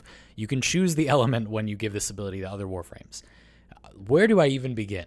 The Heat one, probably the most boring option. The Heat one just straight up gives you health. Do you have a Warframe that has no base health, but you want to survive with health because you're obstinate or something? I don't know, Mirage. Sure, just use Heat Elemental Ward and get 1,000 base health. Why the hell not? Sure, fantastic, problem solved. Cold Elemental Ward. Cold Elemental Ward multiplies your armor, so you need to be even more tanky for some reason. You totally don't, but sure. And Cold Elemental Ward will also deflect bullets shot at you and chill enemies. That is really good. That will make Heavy Gunners real sad. Heavy Gunners hate this one weird trick. Electricity Elemental Ward gives you shields. That can be good for various things. And also returns damage dealt to your shields as lightning bolts. Some unique effects can modify that damage to be rather high, so that's an interesting option. And then Toxin Elemental Ward. Yeah, boy. This is the shareable reload speed increasing ability you need. It increases holster and reload speed by a lot. It also procs Toxin that does % enemy health damage with a good status chance. That's a bonus, but it's good. It does damage, it lets you reload a lot faster, lets you swap guns quicker. This is a very good ability. And all of those things are things that no other ability does, besides Cold giving you a multiplier on your armor. I guess Valkyr's Warcry does that, but otherwise this ability does a huge number of things, and they're all really good, and they're all things that only this ability does. Very good ability. I'm sticking by the S rank. It's also really not very stat dependent. Like, you want some strength, sure, but besides that, the duration is pretty long at base. It's not even that expensive. This is a very generous ability. For so many powerful effects, not really needing an augment, not really even needing any other stats, you could just put this on anyone, and it's so good. For farming, for a duplicate, this is not great. So Samaris would give you the Chroma parts, but Chroma's parts include parts of a few other Warframes. The flavor here is that you're including some elemental Warframe parts to give Chroma the other elements, you know? That means you need to go farm those frames too. And although you only need one part, like one Ember part, one Saren part, you know, you get the idea, you can't choose to farm only that one part. So it's kind of as bad as farming all three of those frames. Now here, I think the RNG is in a way in your favor, because you're kind of gambling so many times that it's like you're probably just going to get lucky one of the times. You really don't need to farm all of an Ember, all of a Saren, all of a, you know, but you do need to attempt those things, which is not good. If you're farming those other frames, you might have some spare parts, who knows. So that's something. I decided to give this a D+. It's an S and a D+, I'm giving it a B+. Fantastic shareable ability.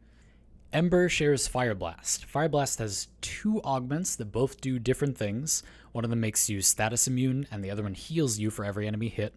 But you're going to notice I have the healing one on right now. It says 25 to 50. Now, that's based on Ember's immolation gauge, which you don't have when this ability is shared. The armor reduction on this ability that you can see in the tooltip, that's also based on her immolation gauge, and that does not carry over when shared. These things are different when this ability is shared. The armor reduction is just 50%. It's just locked to 50%. It's not modified by strength. And the healing becomes something that scales with strength. So you need to know that stuff, got that out of the way. That's basically everything this ability does. Technically, it does a heat proc, which reduces armor by more. That's not the end of the world, but it's a thing that it does. Yeah, this is okay. It's kind of a smattering of very weak effects. It's a pretty conditional heal as well. If you really desperately want a Warframe augment that heals you, there are abilities that heal you for a lot more and do not require you to hit a lot of enemies. This ability doesn't really do much while doing that either. It does cost a lot of energy as well, and you would need an augment anyway. It's not that good. Healing is generally good if you either kill enemies while doing it, which this ability definitely doesn't. It does not do meaningful damage, and it doesn't reduce enemy armor by that. It doesn't, not by a modest amount, but not by a huge amount either. Enemies with a lot of armor will still be pretty tanky. This definitely doesn't hurt though, and it's a little unwieldy, and it's a lot of energy. But the big thing, yeah, is that you're either multitasking with healing, killing enemies at the same time, usually with a melee weapon with lifesteal, or there are a few guns that have lifesteal, or with something that doesn't cost you any space on your build, like Operator Arcanes. Those don't let you multitask. You can't kill enemies at the same time, which is bad, but they don't really cost you much space, which is good. This is not either of those things, so it's not that good.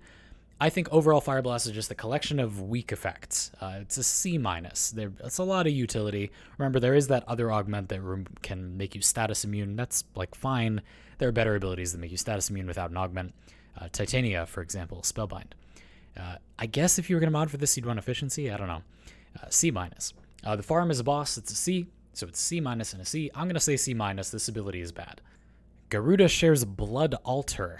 This is a targeted dash with good range, and then it has like an okay heal on it. That is, it's not very good. Very straightforward ability, but it's not a very good ability. I'm going to say D+. If you wanted to mod for this, you'd run a little of everything. That's another reason I don't think it's very good. You really need some range. The heal radius is not very big. You want some duration if you want to leave it out for a long time. You want some strength to make it better. This ability is 50 energy, so if you want to reposition, you need some efficiency.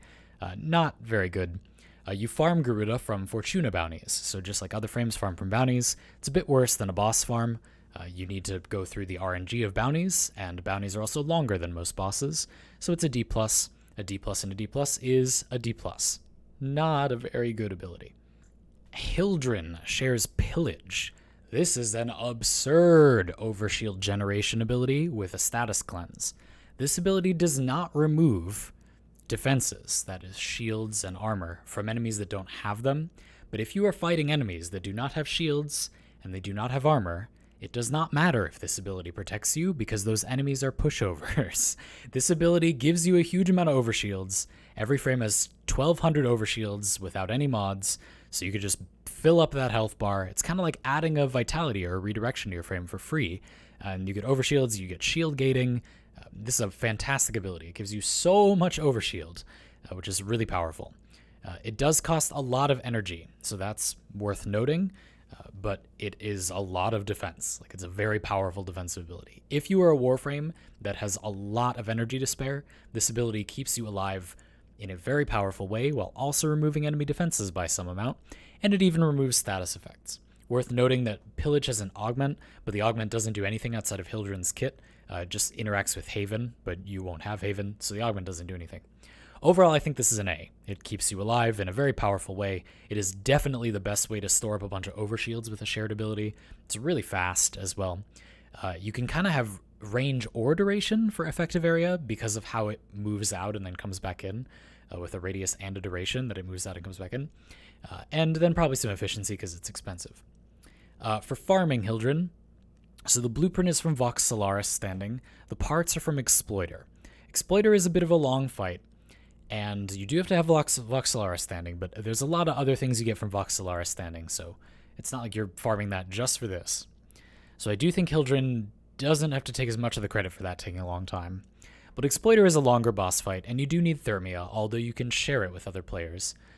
So I gave that a C-. I could definitely see people thinking it's a D+, but it's an A and a C- for me, and I'm going to say it's a B. I think this ability is a powerful way to stay alive. A lot of people want that and are thinking a lot about other abilities that we're going to talk about in a few minutes, and I think that's a mistake. This ability is really good for that, and you should try it.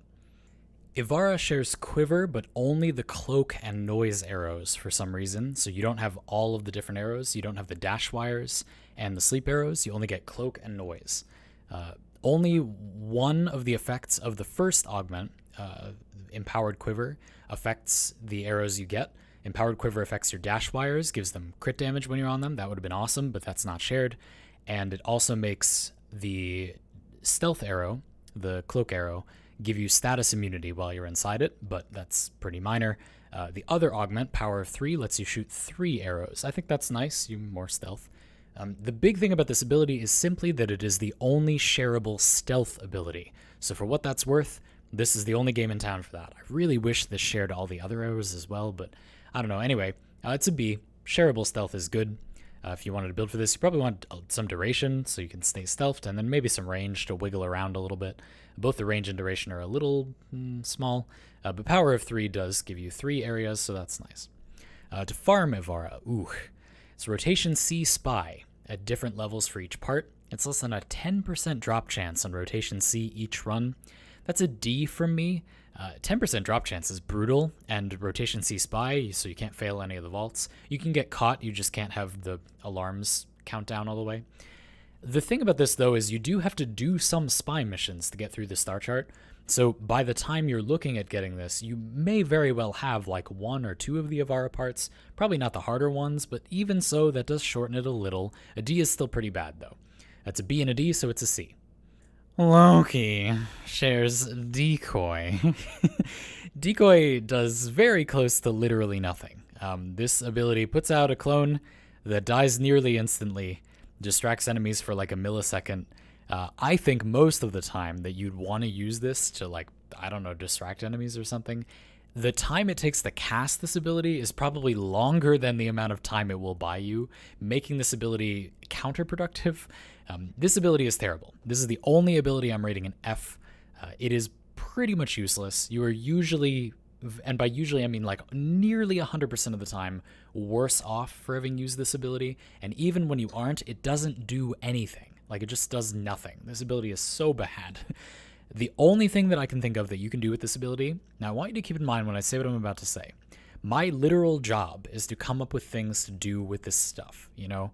So the fact that I can come up with like one thing that is not good, but like it's something that you can do with the ability does not make it good, okay? Okay? Save your decoy. This augment causes you to swap with the clone if you die. So if you have a clone up and you die, then you swap with the clone and don't die. And then it's got a cooldown of like a minute. That's not moddable or anything. And then as you can see in the tooltip, it says it increases the casting speed of decoy. I think that they want you to do this like in response to getting caught or something. That I don't know what kind of high level gamer you are, but anyway, whatever. The point is this can save you in some very, very specific situations. If you mod a lot of duration and you put on the augment, you can put this up somewhere really high or like hidden, like a void tile set. Has a lot of good good quote unquote, remember, hiding spots for this. And then that's kind of like insurance from death. Now the thing is, Loki has an invisibility ability. Loki has radial disarm. You don't need this ability on Loki, and it's not even that good. Like, there are other ways to stay alive. This is like the worst of them. But theoretically, if you absolutely try your hardest, there's like some, I don't know, it's like not the worst thing in the entire universe. Like, I guess it does something. I'm still giving this an F, and you can't stop me. It's my video. To farm Loki, it's a boss. The boss is Hyena Pack, so quick and easy. I'm going to give it a C+ for that. Not that it matters much. F and a C+. I'm going to round down to a D. D for do not get this ability. Nova shares Null Star. This is pretty much the only straightforward damage reduction ability that's just damage reduction. But there's a lot of qualifiers. So on the one hand, it's a shareable damage reduction ability. That's good, theoretically. It sounds pretty good. But there's a bunch of little caveats in there. So it only applies to health. It's dependent on you having low range, because otherwise the particles fly away, which ticks down how much damage reduction you get. You also need a lot of duration, like max duration, to get the full 90% damage reduction. 90% is good. And you could have armor on top of that, and they'll multiply. That's good, but needing max duration and then like really low range. You do get the low range from the max duration, narrow-minded, but still, that's pretty demanding. And then if you want to refresh the particles, you can't refresh this ability on its own. Neutron Star lets you blow up the particles. That does damage, it doesn't matter, and then you can refresh it, which that's not good because then you need an augment to refresh it. Overall, I think this is a C+. In the right situation, I mean, it's shareable damage reduction at the end of the day. So I don't know, it's just got a lot of modifiers. And again, like if you're not going to stay away from enemies, you're going to have to refresh this way more often than is practical. So you kind of have to stay away from enemies too. So yeah, it's a C+ for me. The farm is Raptor, which is a C. I'll give Nova the C+ overall. One of the very few shareable damage reduction abilities, but it just asks a lot. Saren shares Molt. Molt gives you a lot of options, but kind of like other abilities in this section of the video, all the options are kind of bad. Like, it's not really good at any of those things. It's just it does a small variety of things, like Ember's Fire Blast. It has an augment that heals you. It's a heal per second for some time, and you can mod the strength of the heal and the duration of the heal. That's okay. Generally, I do want to impress that I don't think that healing abilities are really that great unless they're proactive. So healing is usually good in Warframe or competitive in Warframe if it either lets you multitask, that is, you can kill enemies at the same time, you can't with this, or if it doesn't really cost space on your loadout. So that would be like Operator Arcane healing. This is neither of those things. It costs a fair amount of space. It's not even that amazing a heal. Like if you use the melee weapon to heal, you use Life Strike, you heavy attack one time and you heal for like 2,000 health. This heals you for 50 health per second. Like, whoa, you know, not that great. And you need an augment.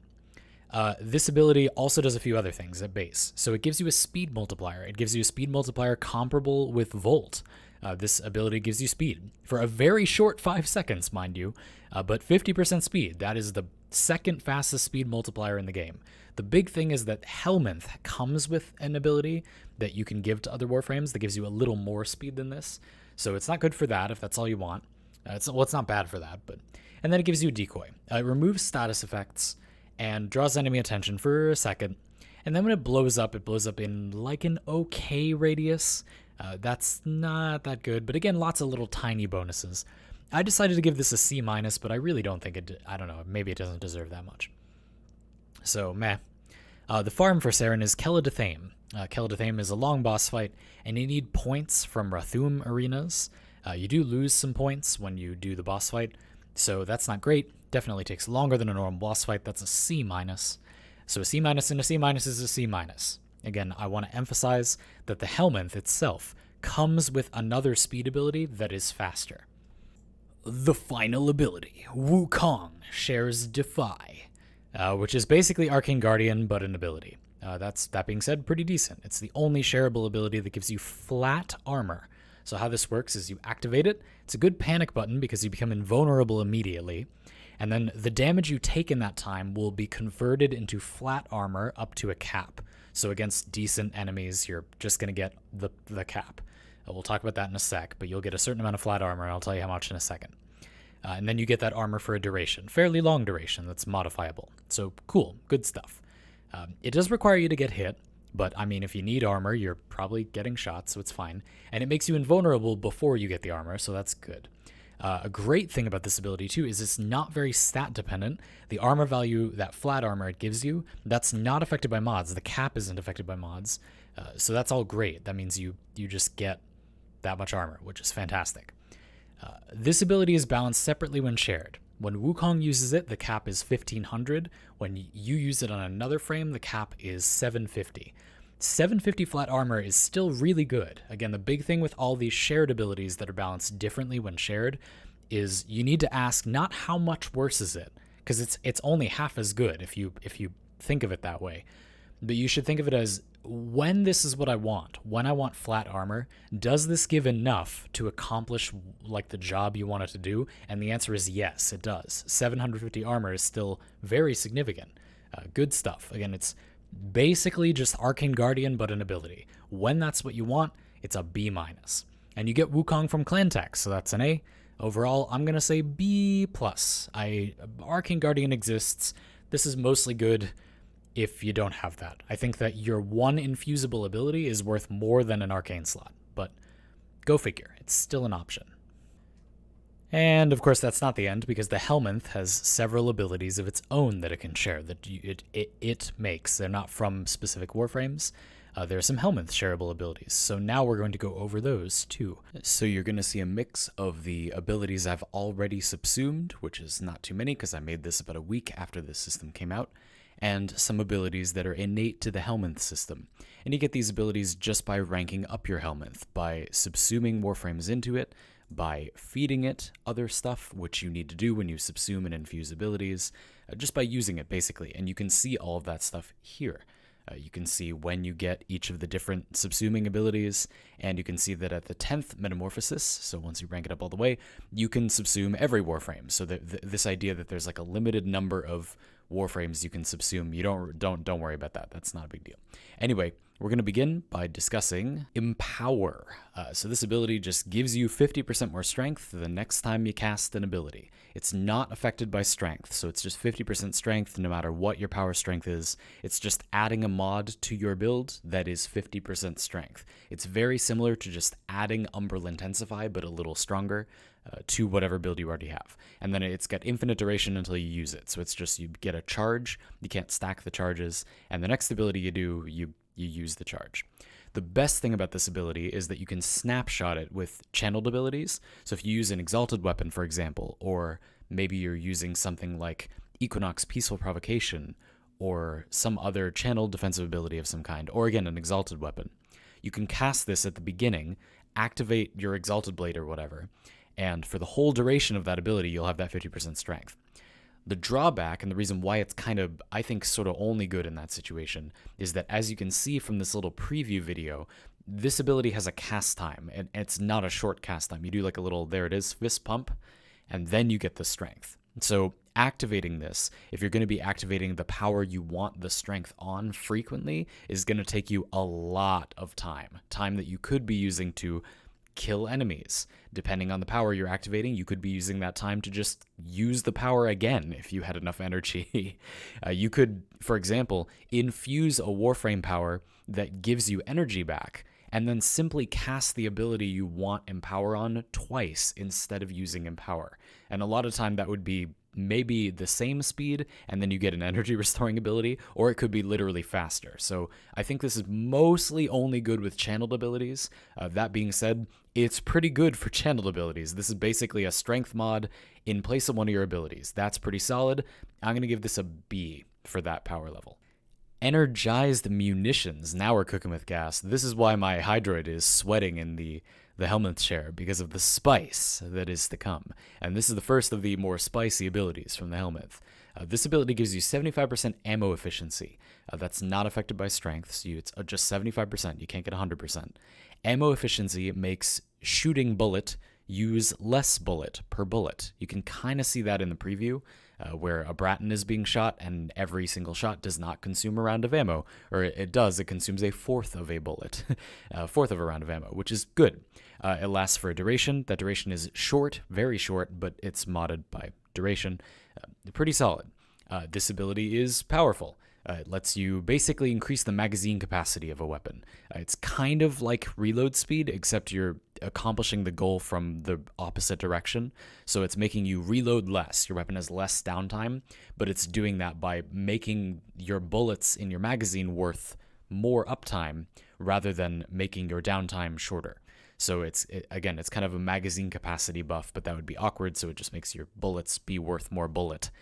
This also, of course, gives you ammo, like you're not spending as much ammo. There are very few weapons in Warframe that actually need help with how much ammo they use, especially with a little trigger control. There are a few weapons that need help with how much ammo they have, and there are a few weapons, the Soma Prime with that mod that gives it crit chance for every shot it fires before it reloads, and the Ocucore, that tentacle beam thing that gets tentacles the longer you kill enemies with it, but they reset when you reload, come to mind as examples of weapons that care about having specifically a larger magazine instead of reloading quicker. It's not like that doesn't exist, like there are a few weapons like that, but generally this is reload speed from the opposite direction. That is not bad at all. I think that, like, for getting your weapons to have more uptime, I think this is much more effective than most reload speed abilities, and it has other benefits as well. Again, if the weapon is a little ammo hungry, this also fixes that. My note to all of you looking at this ability is to take ammo mutations off of your weapons, to not worry about ammo economy as much as you are. My experience is that people kind of preemptively try to fix the ammo economy of a weapon without actually checking if they need it to be fixed. You'll be pleasantly surprised that you do not need it to be fixed. You do not need carrier on most loadouts. You can use something else, and there are a ton of awesome options, so you should do that. Even if you do desperately need ammo help, this ability has got you covered, and it's also a reload speed buff. Pretty solid overall. I don't know. I think this one is an A. I feel like it's very, very powerful. Infested mobility. So this is a buff that has no cast time. You just hit the button and you instantly get the speed, very similar to how Saren's Molt and Volt's speed feel. And incidentally, it's a sprint speed buff, just like Saren's Molt and Volt's speed, that is a little bit faster than those abilities. Those are 50% at base, modified by strength. This is 60% at base, modified by strength. This is the fastest sprint speed ability in the game. Not by very much, though. We'll get back to that. It's also the only parkour velocity increasing speed ability in the game, and it's pretty fast too, 30% modified by strength. That is not a thing that a Warframe power has previously done. It lasts for 8 seconds, which is short, but actually compared to other abilities that make you go fast, it's pretty average. Saren's Molt is shorter, Volt's speed is a little longer. So all in all, compared to its competition, if you just want to move fast, this ability is pretty much just better than the alternatives. However, Speed and Molt do other things, and those things are not half bad. Speed gives you, attack speed and reload speed, and things that affect combat. Warframe is about movement, but it's not only about movement. There are other things in the game. And speed is valuable largely because it does things that would be good if that's all they did. It gives you attack speed and reload speed, and then it also makes you move a lot faster, meaning you can actually build a playstyle around that. I do not think this ability is good for getting things done. I think it is a D tier ability for actually accomplishing things in Warframe besides capture missions, and even then, I don't think that speed and Molt are meaningfully worse than this. Molt is also shareable, so even if you want this on any frame, Molt does a lot of other things and is not much slower. But if you just want to go fast, which sometimes you do, sometimes I do, as I hope you are well aware, Drift Frame, this ability is going to be a lot of fun in those situations. It's just not literally powerful. Marked for Death. This ability stuns an enemy, and then it puts a charge on them. The very next instance of damage that you deal to them, so any little bit of damage, 1 bullet from an assault rifle, 1 bullet from a sniper rifle, 1 finisher attack, 1 bullet from your sentinel weapon, that's happened to me before, will be an AoE instead. So you can shoot a sniper or do a finisher on the marked enemy, and that instance of damage that you did will hit everything in the radius. The damage that you share is modifiable. It starts at 50%, but it can go up, so that means you can be increasing the damage you deal in the AoE. And the explosion radius and the range are also modifiable by range. It's very important to know, probably the most important thing to know about this ability is that the radius that the explosion affects, so it says explosion range. Most things that are explosives in Warframe do less damage the further enemies are away from the epicenter. This ability does not do that. Enemies on the edge take just as much damage as enemies in the center. So yeah, that's really, really good. This actually does do the amount of damage it says it does. If you build this and you have a decent amount of damage and you headshot one enemy, everything in the radius is going to die, period. Like, it will be dead. If you do enough to kill the one enemy, everything else is goodbye. Like, they are gone. It also seems to share status effects. I was a little bit unclear on this, but it seemed to me like it was sharing status effects. I don't think that matters that much because you can easily outright kill every enemy in the radius with this ability, but there are a few tactics I have in mind that we'll talk about some other day where that might matter. Anyway, good stuff. This is a powerful ability. It lets your method that kills one enemy super a lot kill many enemies super a lot. Sounds good to me. Gonna say A tier. I think that the tricky thing about this ability is that I'm not sure how much you're really gaining by using this instead of just using an AoE weapon, like a weapon that already kills the enemies in that radius. That being said, the radius in which this can kill enemies is much larger than any other weapon can on its own, and I think that this ability is probably pretty good with AoE weapons. It doesn't have to be a sniper rifle, it doesn't have to be a finisher, and that being said, if the enemies outscale you or something during your mission, you can use those things and everything will definitely die. It is so easy to get enough damage. You do not need like a lot of damage for this to kill everything. It's great, very solid ability. Rebuild shields, self-explanatory effect. It's very important to note that this ability has its own internal cooldown. So you can see it says 12 seconds. You just cannot use this ability for 12 seconds after you use it. To me, there's really not much to say about this ability on its own. The main thing that comes to mind is a whole discussion about whether or not shield gating is ever going to be less of a broken, balance warping mechanic. I'm strongly in favor of heavily reworking shield gating to be a proper one-shot protection system instead of the abusable mess that we have now that kind of rewards you for getting small amounts of shield rather than large amounts of shield. This ability is kind of silly in a shield gating world because if any amount of shield would give you a shield gate that can absorb infinite damage, then having an ability that restores more shielding, but then it has the cost of having a cooldown, that's not worth it. Like, that's bad. This ability is bluntly a D. It's not useful. In a different version of the game with a balanced one-shot protection system, I feel like this ability probably could be really good. This is not a bad idea for an ability in theory, but in the current version of Warframe, this is not useful. And I hope that changes. I think that this ability is a signpost of there being something wrong with the balance of shield gating, and if you didn't already think so, I hope that you're somewhat convinced.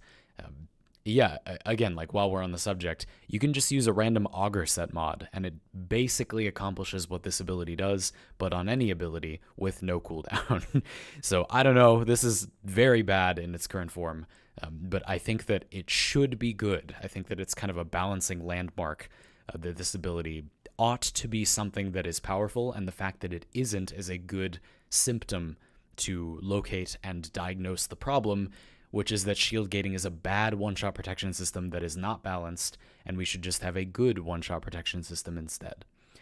The fact that this ability exists makes me wonder if our developers are thinking that, and maybe are going to rebalance that. I do not know. I could see it going either way. Anyway, D tier, this ability is bad. Perspicacity. This word means, to simplify, insightfulness. Cool word. It lets you instantly and automatically hack the next thing you try to hack. Outside of sorties and other modes that limit cipher use, this accomplishes literally nothing because ciphers exist, but from an accessibility perspective, I like this ability because some people are not comfortable with rhythm games or whatever corpus hacking is, which is fair enough. Definitely a D rank ability because it does literally actually nothing except in sorties, but I'm happy that we have this ability. Unlike something like Rebuild Shields, I feel like it's great that we have this ability in its current form because it can be more accessible for some types of players. Wonderful stuff. I'm just personally not going to use it except in Sortie Spy, but that doesn't mean it shouldn't exist, unlike some other abilities that I could name. Master's Summons. Yep, fully heals your companion and also teleports it to you. That's not good. You can use a mod or two on your companion to heal it as a matter of course. Teleporting it to you is not particularly high value. However, this ability is surprisingly actually a lot better than that because it also revives your companion if it is bleeding out. So if you have a beast companion or a MOA and it is downed but not dead, this ability instantaneously revives it. There's a small animation but not very long, and then for 50 energy, your companion is back to life. If you have a companion that is giving you an effect that is valuable to have a lot of uptime on, so like Cat's Eye or Charm, for example, both very good effects, and having them up is really nice. When you run a Kavat that is using those abilities, you incur this cost where you have to keep it alive by reviving it, right?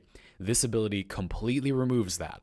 I do not think that this ability is going to compete effectively with most other abilities in loadouts that really need something, but if your loadout doesn't really need something, I think this ability is one of the surprisingly more powerful bonuses that you can add to a loadout that can synergize well with a companion that's providing value that you are benefiting from in some way. I'm going to give this a C. I do not think that it is very powerful, but when it is what you want, it is pretty good, and I don't think that keeping yourself from needing to spend time reviving your companion is no value. It's just not like the end of the world or anything. Pretty good stuff. Finally, we've come to Expedite Suffering. What Hydroid here is really sweating about. You thought it was Energized Munitions, Mark for Death. No. This ability that I do not have unlocked.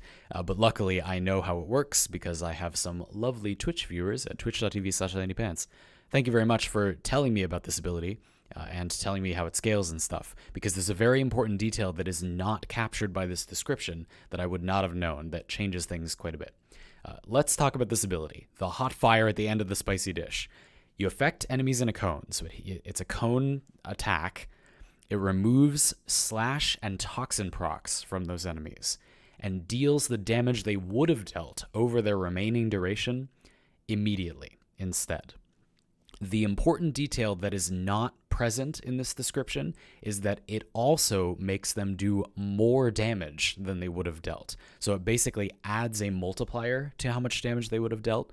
That's very important because it means that this ability can make status-only weapons viable in a way that is somewhat comparable to crit and status weapons, which is good. I'm going to explain how, but first I need to explain what this is not good for, which is Hunter Munitions. Basically, this converts the duration of a status effect into immediate damage. That's very good when it's good, and it's not when it's not. And it's not when you're using Hunter Munitions. If you're using some random primary with Hunter Munitions, this is not a good ability because those enemies will die in 1 or 2 seconds anyway. You generally don't even care about the full duration damage of that slash.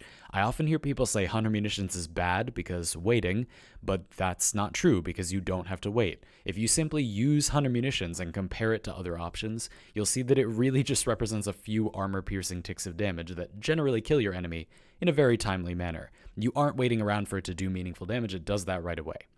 The catch here, of course, is that Hunter Munitions is generally consistent when you're hitting one enemy many times. There are very few, in fact I can think of hardly any weapons in the game that repeatedly hit many enemies for significant damage with significant crit chance, so that 100 munitions would proc reliably on many targets. If there are weapons like that you're enjoying, maybe Expedite Suffering would be useful in them, but the real key to this ability being powerful is area of effect and status duration mods, preferably having both together. Again, the big draw here is that this ability is kind of like 2 damage multipliers. It's got its own damage multiplier, so it's making the remaining damage dealt by that slash or toxin proc do more damage than it would have done, and immediately. The more damage is a multiplier, and the immediacy is also a multiplier if you mod for status duration, because the enemies, you're not going to wait around for them to take all that status duration. Normally, you don't even wait 8 seconds for an ability's status duration to run out, let alone buffing the status duration to like 16 seconds, and then okay, the enemy will technically die like next year, you know? This ability turns that status duration into an immediate multiplier. So if you want to think of it this way, this ability allows you to make the multiplier on Expedite Suffering and status duration into crit chance and crit damage for weapons that don't otherwise have it. So here's what would be required for this ability to give you value. You need a weapon that is doing lower damage than comparable weapons, but in exchange is hitting at a higher range than those weapons could hit. There are not that many weapons that qualify, but when they do, this is going to be pretty powerful because it basically gives them the multipliers they're lacking. Yeah, that's it. This is me after finishing recording this video. Sweaty and getting up from an infested chair. Usually, I don't make videos like this. Usually, I talk about systems in Warframe that I find interesting in specific circumstances. I don't always talk about general circumstances. I talk about specific use cases, and I am really looking forward to doing that with the Helminth system. I'm looking forward to making builds and loadouts that are built with an infused ability in mind. I think that's going to be a lot of fun, but I thought this was a system that would be a little overwhelming to some, and I also wanted to get familiar with all of the abilities myself. So I trust this video helped you in some or several ways. Making it certainly helped me. Now, I'm going to go get ready to discuss builds and loadouts for every frame in the game, including these abilities where appropriate, and I'm going to call it all framework. So keep an eye out for that, and we'll see how good some of these abilities get in that context. I hope you'll join us. Now I'm going to go take a shower.